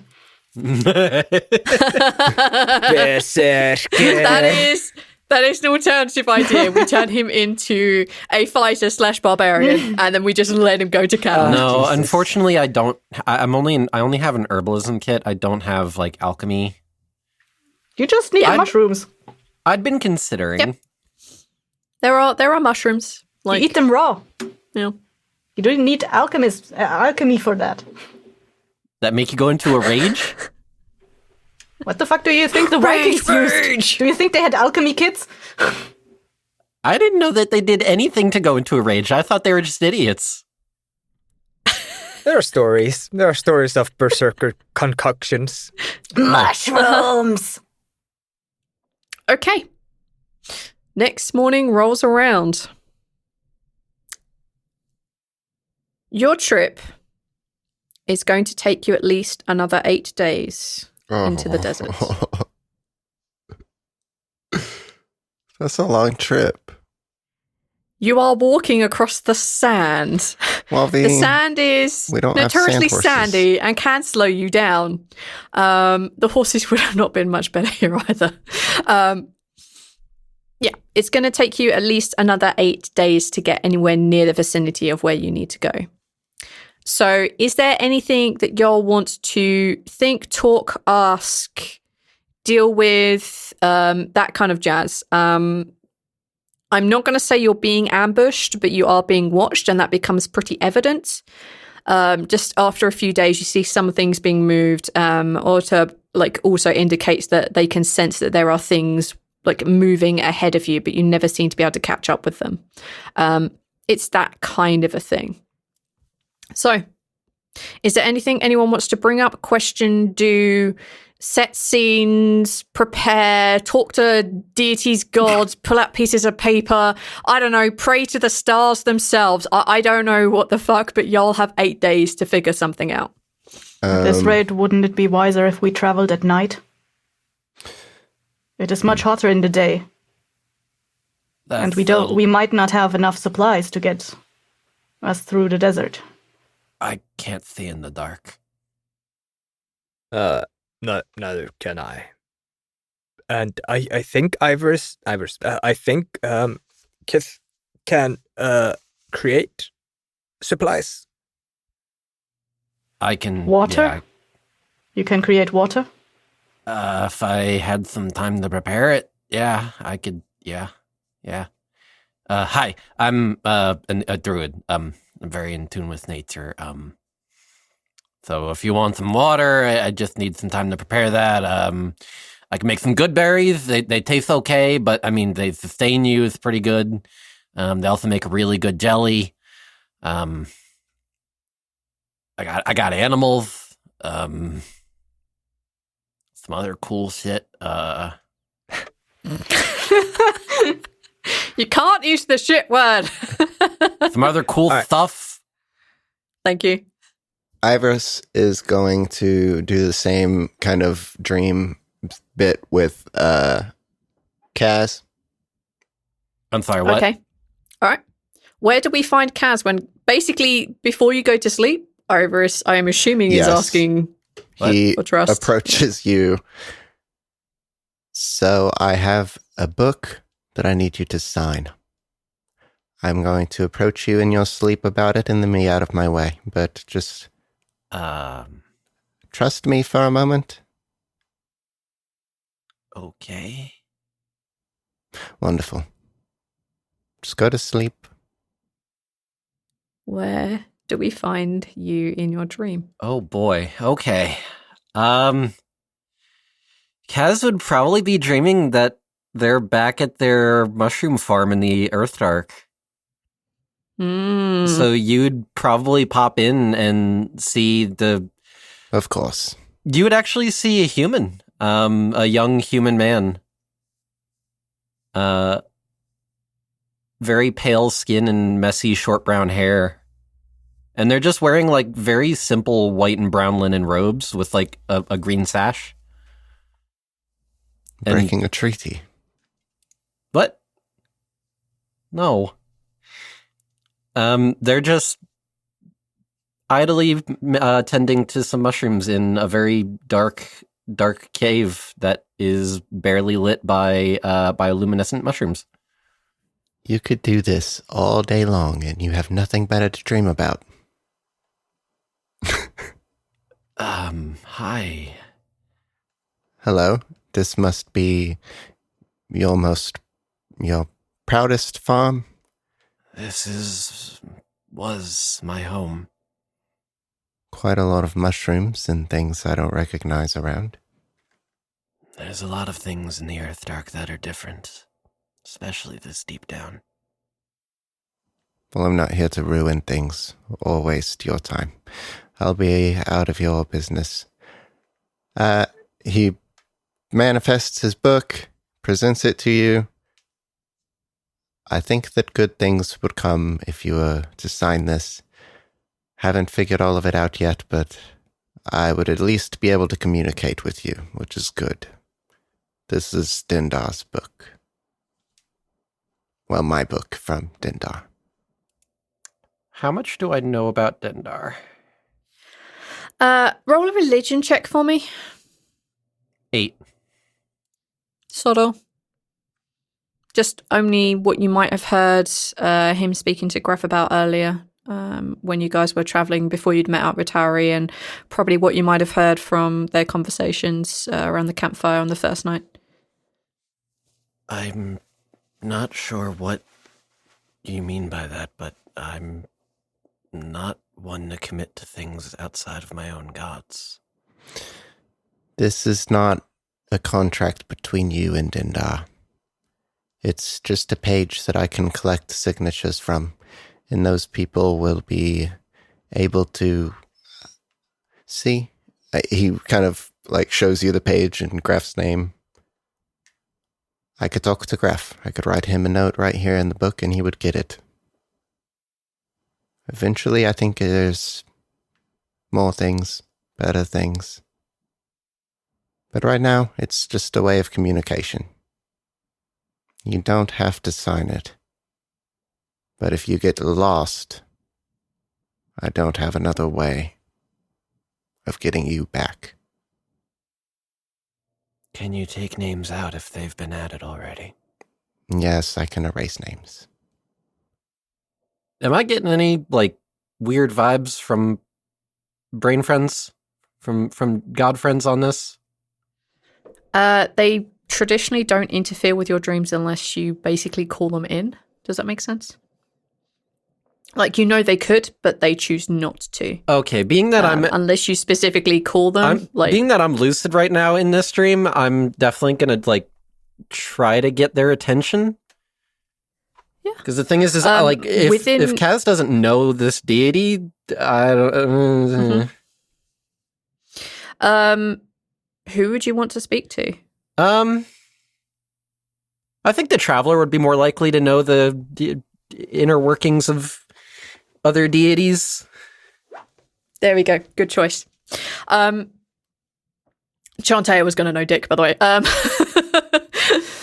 The Traveler, like, you see this figure wearing a very, like, large, voluminous, like, dark blue, almost black looking robe, and you can't really see much of their features, but you know them. You feel their presence. It's very, very familiar to you, comforting.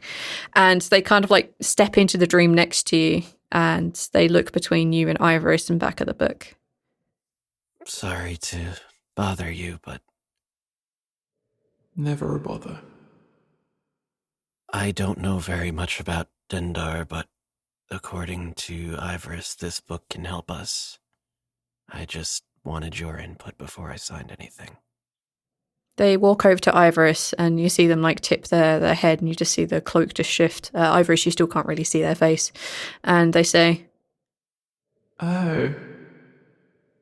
You've become a warlock, I see. Mark is pretty evident on you. May I see the book? Sure. Ivoris doesn't seem to have anything to hide. He hands it over. they take the book and they like open it and flick through some of the pages, and you see it just, the kind of darkness begins to like creep up. They're kind of like up their hands a little, and they close the book and hand it back over to Ivoris, and they say, With the gifts you have bargained for, are you happy with the price? The price of having to kill Ianti? I feel the question answers the question. I'll have you know, if you harm my friend, Dendar will not save you from our wrath. I would not want to be... I can erase his name when it's no longer relevant. This book can do harm and great good. do you see the traveller? They kind of turn back and look at Kaz, and they say, sorry, and they look back at Maro and they say, The book can do harm, but it can also do great good. Dendar is not a nice deity. They live in nightmares and pain. It sustains them, much as travel exploration sustains me, and how nature sustains Shantaea. But nightmares can also reveal things. The book itself is not evil. The book itself is not good either. But the intent of Ivoris here is much closer to being good than being dark. You should sign this. But if you get inklings of anything that makes you unhappy, ask him to remove it. And if he doesn't... And you see the traveller again turn, and you see kind of the traveller begin to get much larger, and they take on an aspect that feels almost dangerous to you. And Ivoris, you get exactly the same feeling. Our wrath will not be stopped. And as they turn back to look at you, and Mari, they kind of almost instantly revert back to that familiar, comfortable figure. And they reach out and just give you a very big hug. And then they melt away back into the dream. Oh. Your gods love you. That was more than I expected. Sure. Wouldn't want to be hugged by Dendar. And he kind of like hands the book out, making you very aware of his relationship with Dendar. Kaz reminding you that it's not as great as you think. Kaz signs the book and just, I don't know how much of a relationship you and Dendar have, but if you ever wanted to maybe align yourself with someone less, nightmarish. They really are nice. The traveller and Shantaea. I'm sure one of them would be happy to associate with you. I'm happy to hear that. At the moment, though,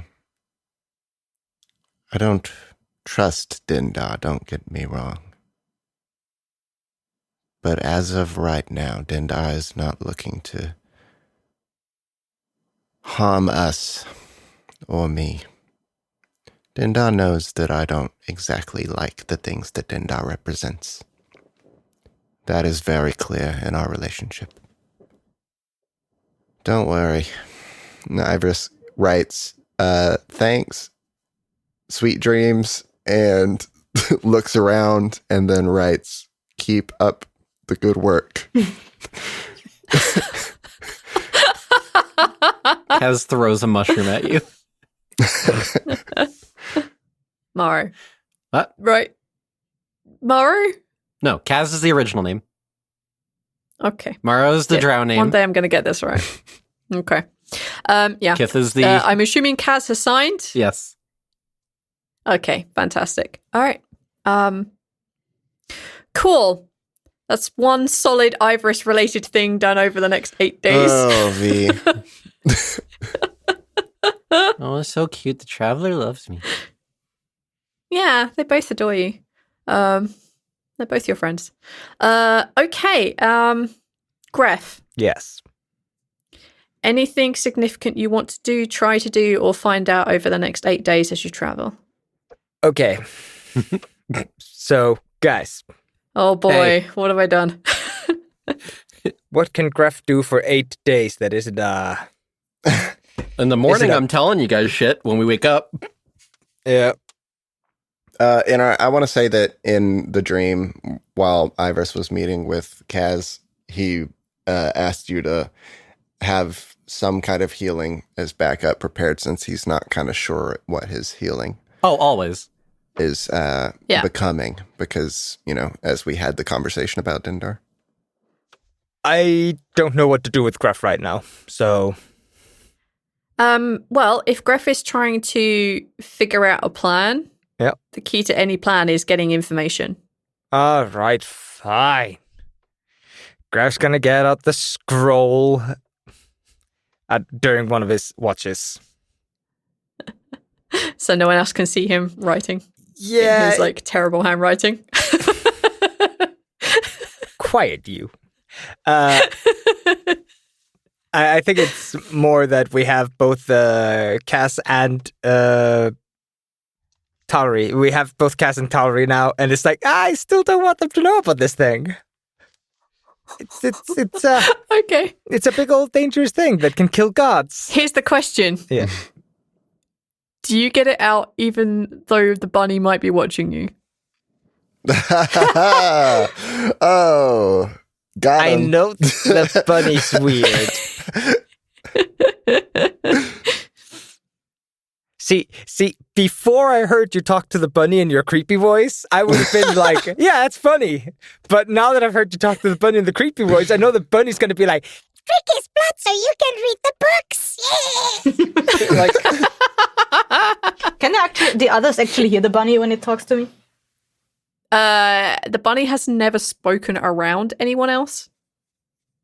So you don't know, is the honest answer. Unless you try and force the bunny to speak around other people, you don't know the answer to that. I think Greff would get the paper out, and if the bunny does anything or comes anywhere close to him, he's just gonna coyly smile and just go, shh. Okay, all right, yeah, okay, cool. Hey, That's nipping at the paper. Tear. Oh no. Oh, you're gonna be one bunny short if that happens. I know this thing is fucking important. How would you just? I'm not even going into this. I'm not even going into this. Greff's a farmer boy. He would know how to do a rabbit in. No, that's not what I'm thinking. I'm just more thinking that how would you destroy the magic paper? Oh, It's magic. all right. Yeah. So during one of Greff's watch, Yep. I think Greff gets out Aaron's old gun and is fiddling around with it, and then he slips the paper out of the butt of the gun, trying to do it kind of candidly, hidden. Opposite of candidly in that case, slightly. Wow, I'm bad at this. Yes. It's okay. It's not your first Discreetly. language. It's totally fine. Use discreetly. Discreetly was the word. Yeah, discreetly get the paper out, and then he just goes into his backpack for an ink and a quill. Okay. Oh yeah, don't forget you have the lantern dragon. Yeah, I was going over my inventory earlier and I saw him. You were like, damn it, yeah, I can see in the dark. Fuck, I forgot. All right. I think Greff just kind of writes out, this wasn't the fairest deal, was it? Whatever do you mean? Unless you did something during our fight, during the acquisition of the stone, I believe we accomplished it on our own, and now we're about to go die on UNT swords. You never needed my help, Greff. You just thought you did. The boon that I have granted you, your youth. If you do not feel the deal was fair, I can return your age. But the other boon that I have granted you, in your hour of need, I will still honor that, despite the change in circumstances not stated. I think Greff, he probably shakes the paper a little bit, oh God. And then writes out, that's good to know. Now we have to deal with the UNT. A strong force united for a cause, sitting on top of our goal. What do you estimate our odds at?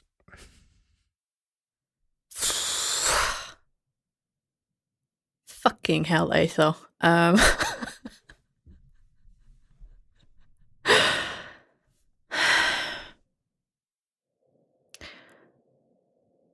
I cannot see into the forge.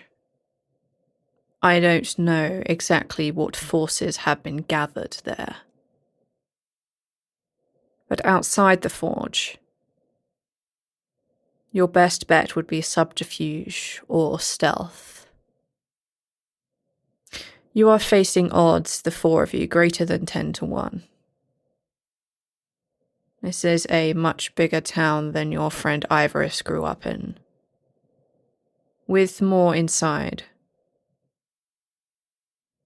If subterfuge fails, if stealth fails, my requirement of you is the same. Make sure that Kaz gets inside. Get them there safe, at all costs. And in your hour of need, you just need to call my name. Can you roll a persuasion check for me? Sure. That's just a flat 10. Okay. I won't give you anything else. No. Greff kind of staring at the paper. And then gets the quill back out. Is there something or someone who threatens the UNT out here in the desert? The thing that they worship. What's the name of the snake god? Dendar. Not Dendar. They stopped worshipping them. The thing they worship now is powerful. And with that power also comes fear. We believe, from the little that we have seen, the symbols of the UNT and the halflings that have taken your new companions' kits. We believe it is the same thing that is worshipped by the cleric that you met. What is it that is trying to the cleric was worshipping a thing trying to destroy the gods, right? Yes. And now the UNT are doing the same. Correct. Are the UNT trying to destroy the gods too?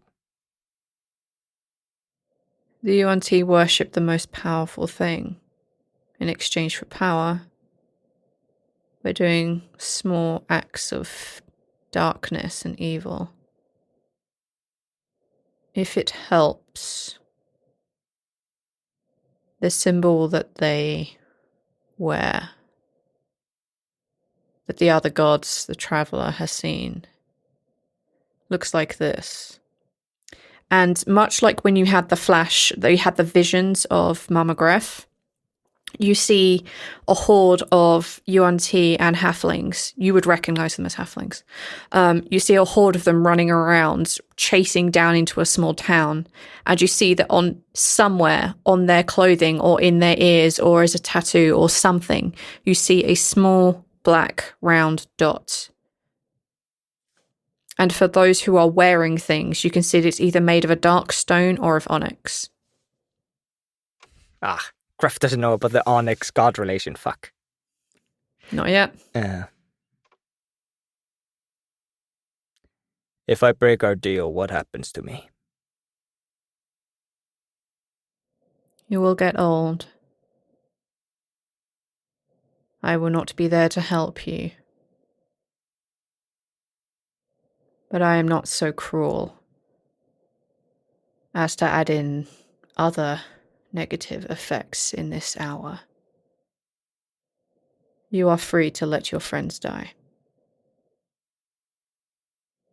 But I don't believe you would willingly do that.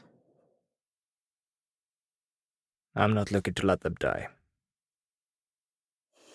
Good. I have lots to think about. I will answer what I can when you have those questions. Greff rolls up the piece of paper and puts it back in the gun. As Aethor is just drawing the massive amount of blanks. I know that like half an hour after we finish, you're just going to turn to me like, I should have asked this. What about this? We're going to know about this. And that's exactly what's going to be. Yeah. Just going to throw this out there. If it does come down to that, I do have divination. So if we really need to. What is divination? I can ask a question and V has to answer it truthfully. Oh, ha. It has to be in regard to something that's going to happen within 7 days' time. The first time, it's always guaranteed truth. Every additional casting after that within the same day, there's a 25% chance of me getting basically dick all. Bullshit. Yeah, it could be bullshit, whatever bullshit. Utter bullshit. No, the bullshit you'll get will be truth. It just won't be related to what you want. On this day, we'll find that Ral woke up with a nosebleed. Like, you'll find bullshit. Who the fuck is Ral? Who the fuck is that? What's the Ral? The fuck? Yeah. What's a shark? Greff just finished out his watch. Okay. Tawree, is there anything you want to do, chat with, organize while you have 8 days march towards where you're going? Stab Ivoris. Like we don't actually know that it's 8 days, do we? As characters. No, not as characters. You just know that you have some time before you get there. Yeah. I'm probably going to like occasionally talk to the bunny because apparently it's keeping an ear up about stuff that's being said in this group.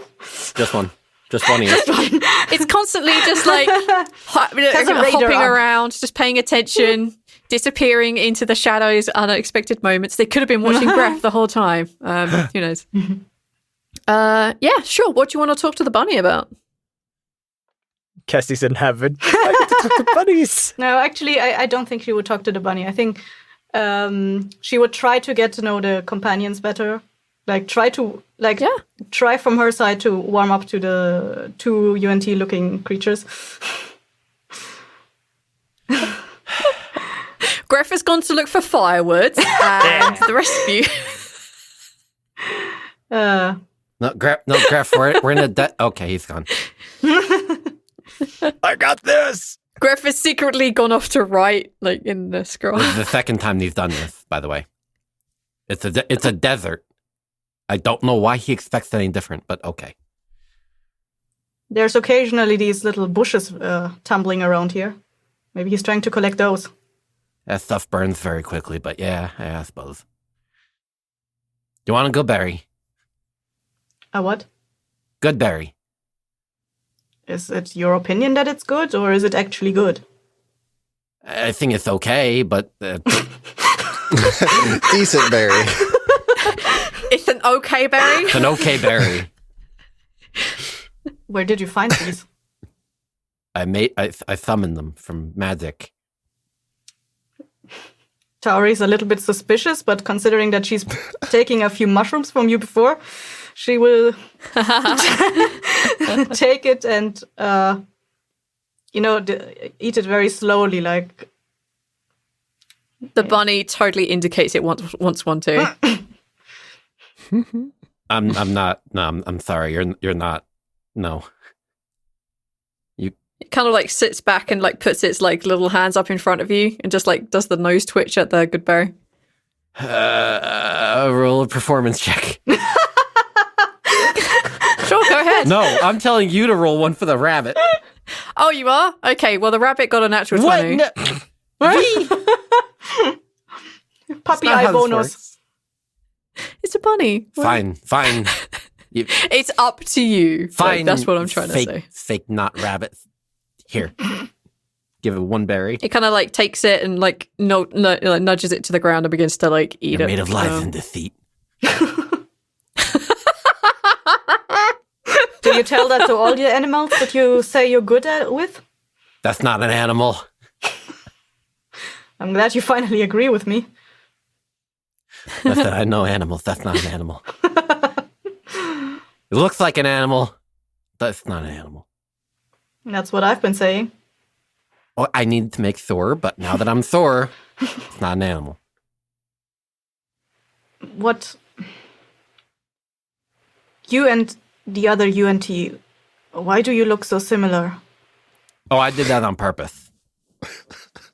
He's mad at me for doing it, but I did it because I don't know what UNT actually look like, so I was using him as a reference so I can make myself look like this, so that when we get there, I can try to pretend, so that we can, I don't know, like get in there and do the whole sneaky thing, because I can fight, we can all fight, but if we could not fight, that's a lot better.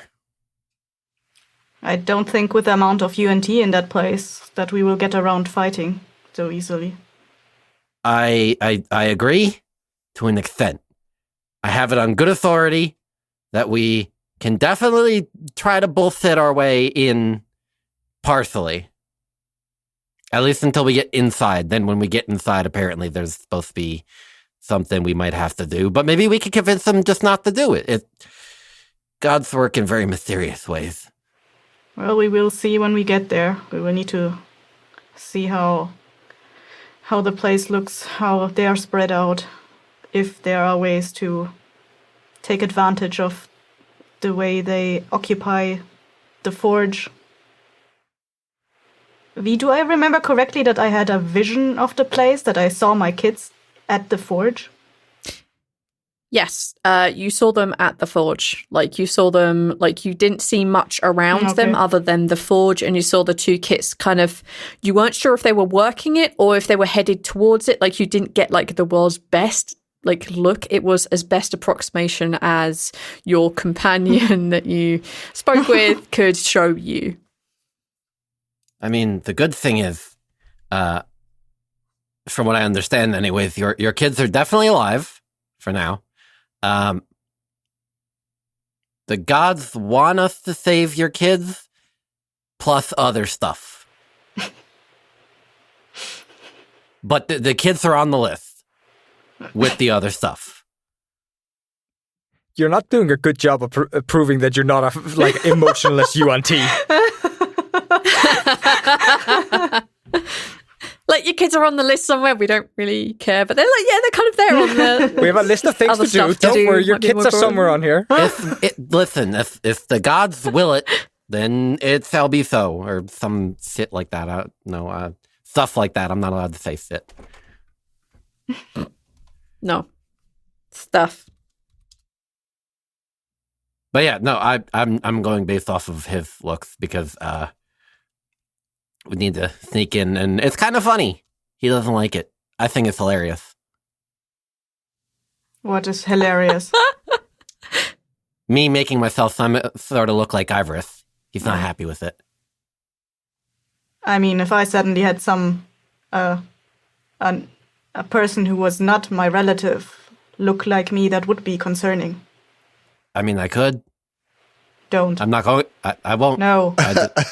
I'm just saying. It's the Don't thing. do it. No. Listen, I've heard the stories, okay? I know that a lot of surface people tend to think that changelings are fairy tales and that we kill family people and then take them over and look like them. And listen, that's not true, okay? I just like tending to farms. I just wanted to grow mushrooms. But, well, the gods had other plans. That's, yeah.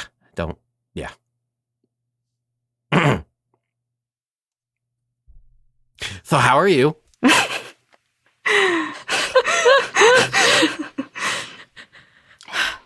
Okay. When is this taking place? I feel like this is a great point to move the fuck on.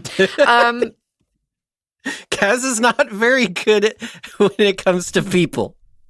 Unless it's lying. That's Tawree is just like, during her travels before this, she has collected some cloth material and like very colorful cloth, and she's starting to sew some clothes for her kids out of them while we're talking. Oh, I thought you were going to start making a noose to strangle us with. one by one. What happened to Kaz last night? I don't know. Goes up to Ivoris. Can I just get a measurement of just your neck right here? It's just this is ASMR. Ivoris, just stay still. I just need to get a measurement. You guys wake up. Greff's just lying on the sand with a noose around his neck, and you're all just like, "How did he hang himself here? There's no trees." He just stacked up the tumbleweed. How did he do No, that? he asked me to put the noose around his head and then drag it a little bit. He didn't want to walk anymore. Yeah, He was like tired. all those lizards. All of the sand lizards were just like, fuck yeah. Anyway. We're idiots. Moving on. Ivoris has I'm a couple just going to things. say... Two things. Oh yeah, go for it. Let's do it. The one more vision he wants to try to do is he wants to try to find the place where he and this person he's looking for are to meet, to simplify that a bit. Yes, absolutely. To That would minimize help me asking ginormously. about it with other Yanti. That is a huge step in the right direction. Let's do it. Yeah. Come on. Hey. 22. There you go. When I it saw the matters. 10 above it, and I was like, oh. Yep. It's a The piece one of we desert needed. that looks suspiciously much like the one you're in. You see all around you deserts and tumbleweeds. Wow. No, So helpful. Wow, wow, wow. wow. Anyway. You find yourself standing inside what looks like a trench in the desert. You know, much like you have like the giant trench that you have in America, whatever the fuck it's called. Grand Canyon. Grand Canyon, yeah. Thank you. Much like that. It's a fucking hole that's straight. I don't know what to tell you. You find yourself standing in a very tall trench in the desert. Everything around you is sandstone, and some of it has been worked. You can see that there are rooms here, that there are passageways that go deep into the earth itself. You actually recognize this place. You've been to this kind of a place before. Maybe when you were very, very young, you're not sure, but you do recognize it. You know that this place is pretty much almost in the center of the waste of Chisiumu itself. You see yourself surrounded by scores of UNT and smaller creatures, smaller race that you don't recognize. They're very small, some with pale, some with dark skin, but with kind of pointed ears, a bit like an elf. You know this from the stories, but you don't know what they are. You see a very tall, very wide, very powerful UNT that has transformed. It's massive. Looking around, looking up at the sky, looking all around you, you see things that you would instantly recognize in the future. Certain statues that have been carved into the side of this trench, certain boulders arranged in particular ways up on the top of the trench. You know you're headed in the right direction. As you kind of begin to fall out of this vision, you just get that instinctive knowledge that if you continue heading north, by the time it hits darkness, you will be where you need to be. Ooh. But you didn't see the forge. Oh, they're That's not not at where you the meet Jared. forge. Okay.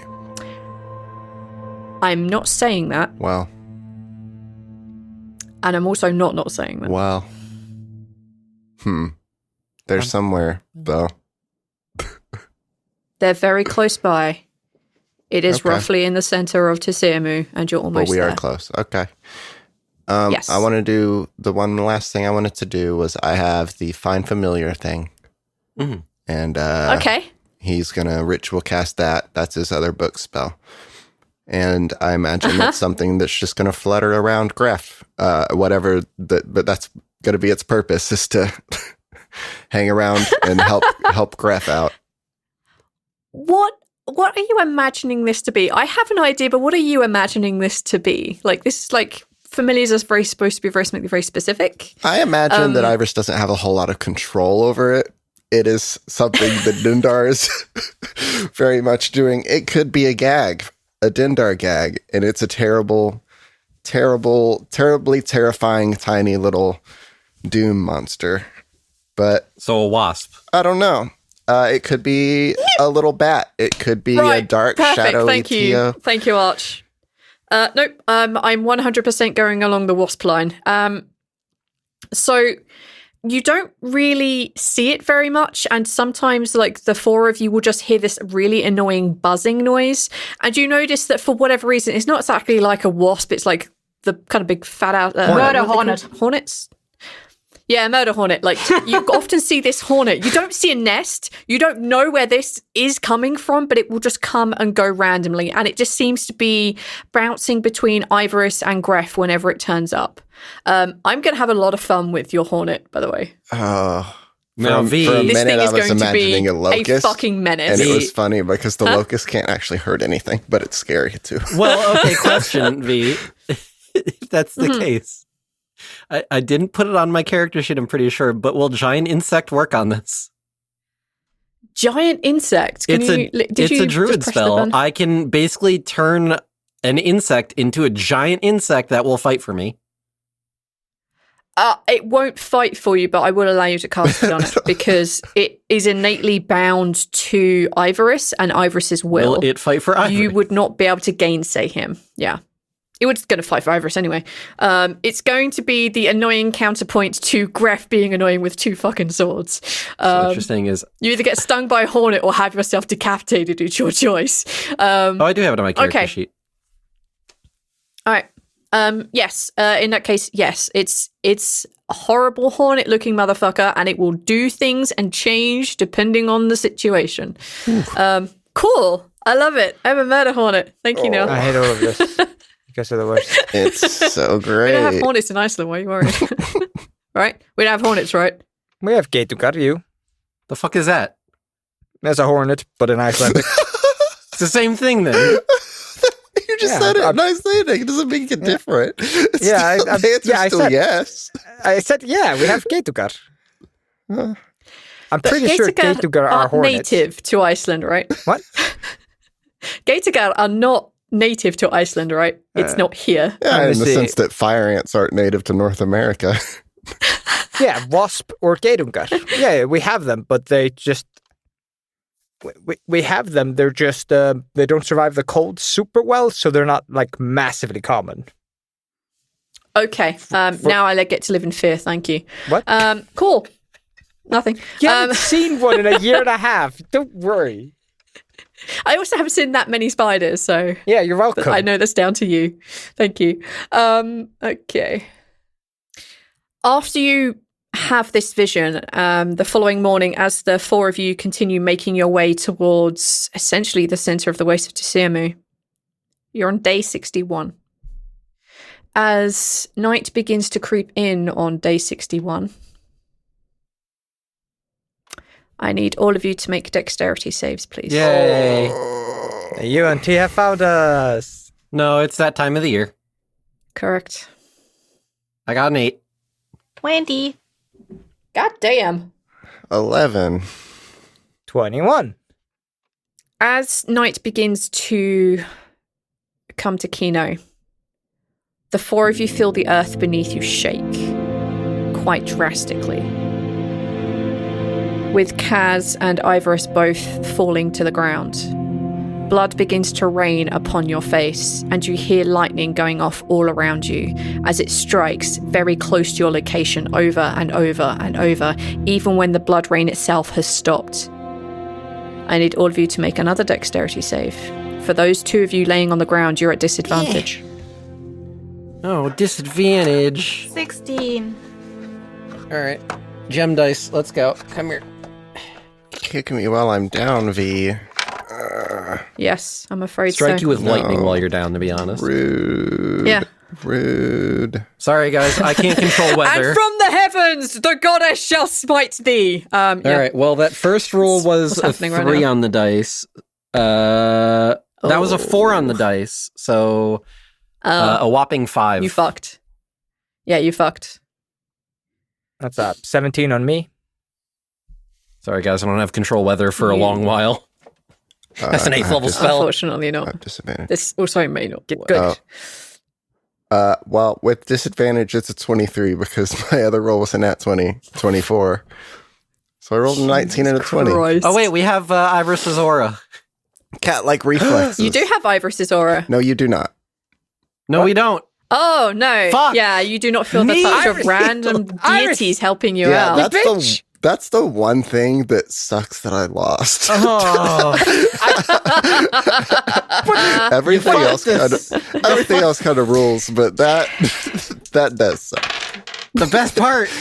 You better have gone to something worthwhile instead of that. I have a lot of worthwhile things. Don't worry. They're just... One of the things is a wasp, so I'm not fucking impressed right now.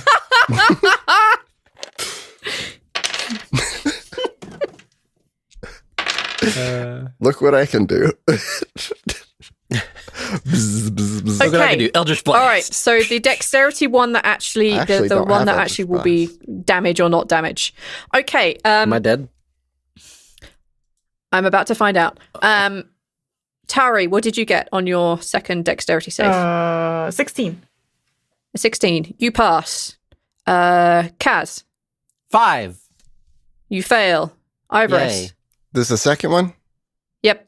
A 23. You succeed. And Greff. 17. You succeed. For everybody who failed. Hi. I'm so sorry. You take 32 lightning damage. Macaroni.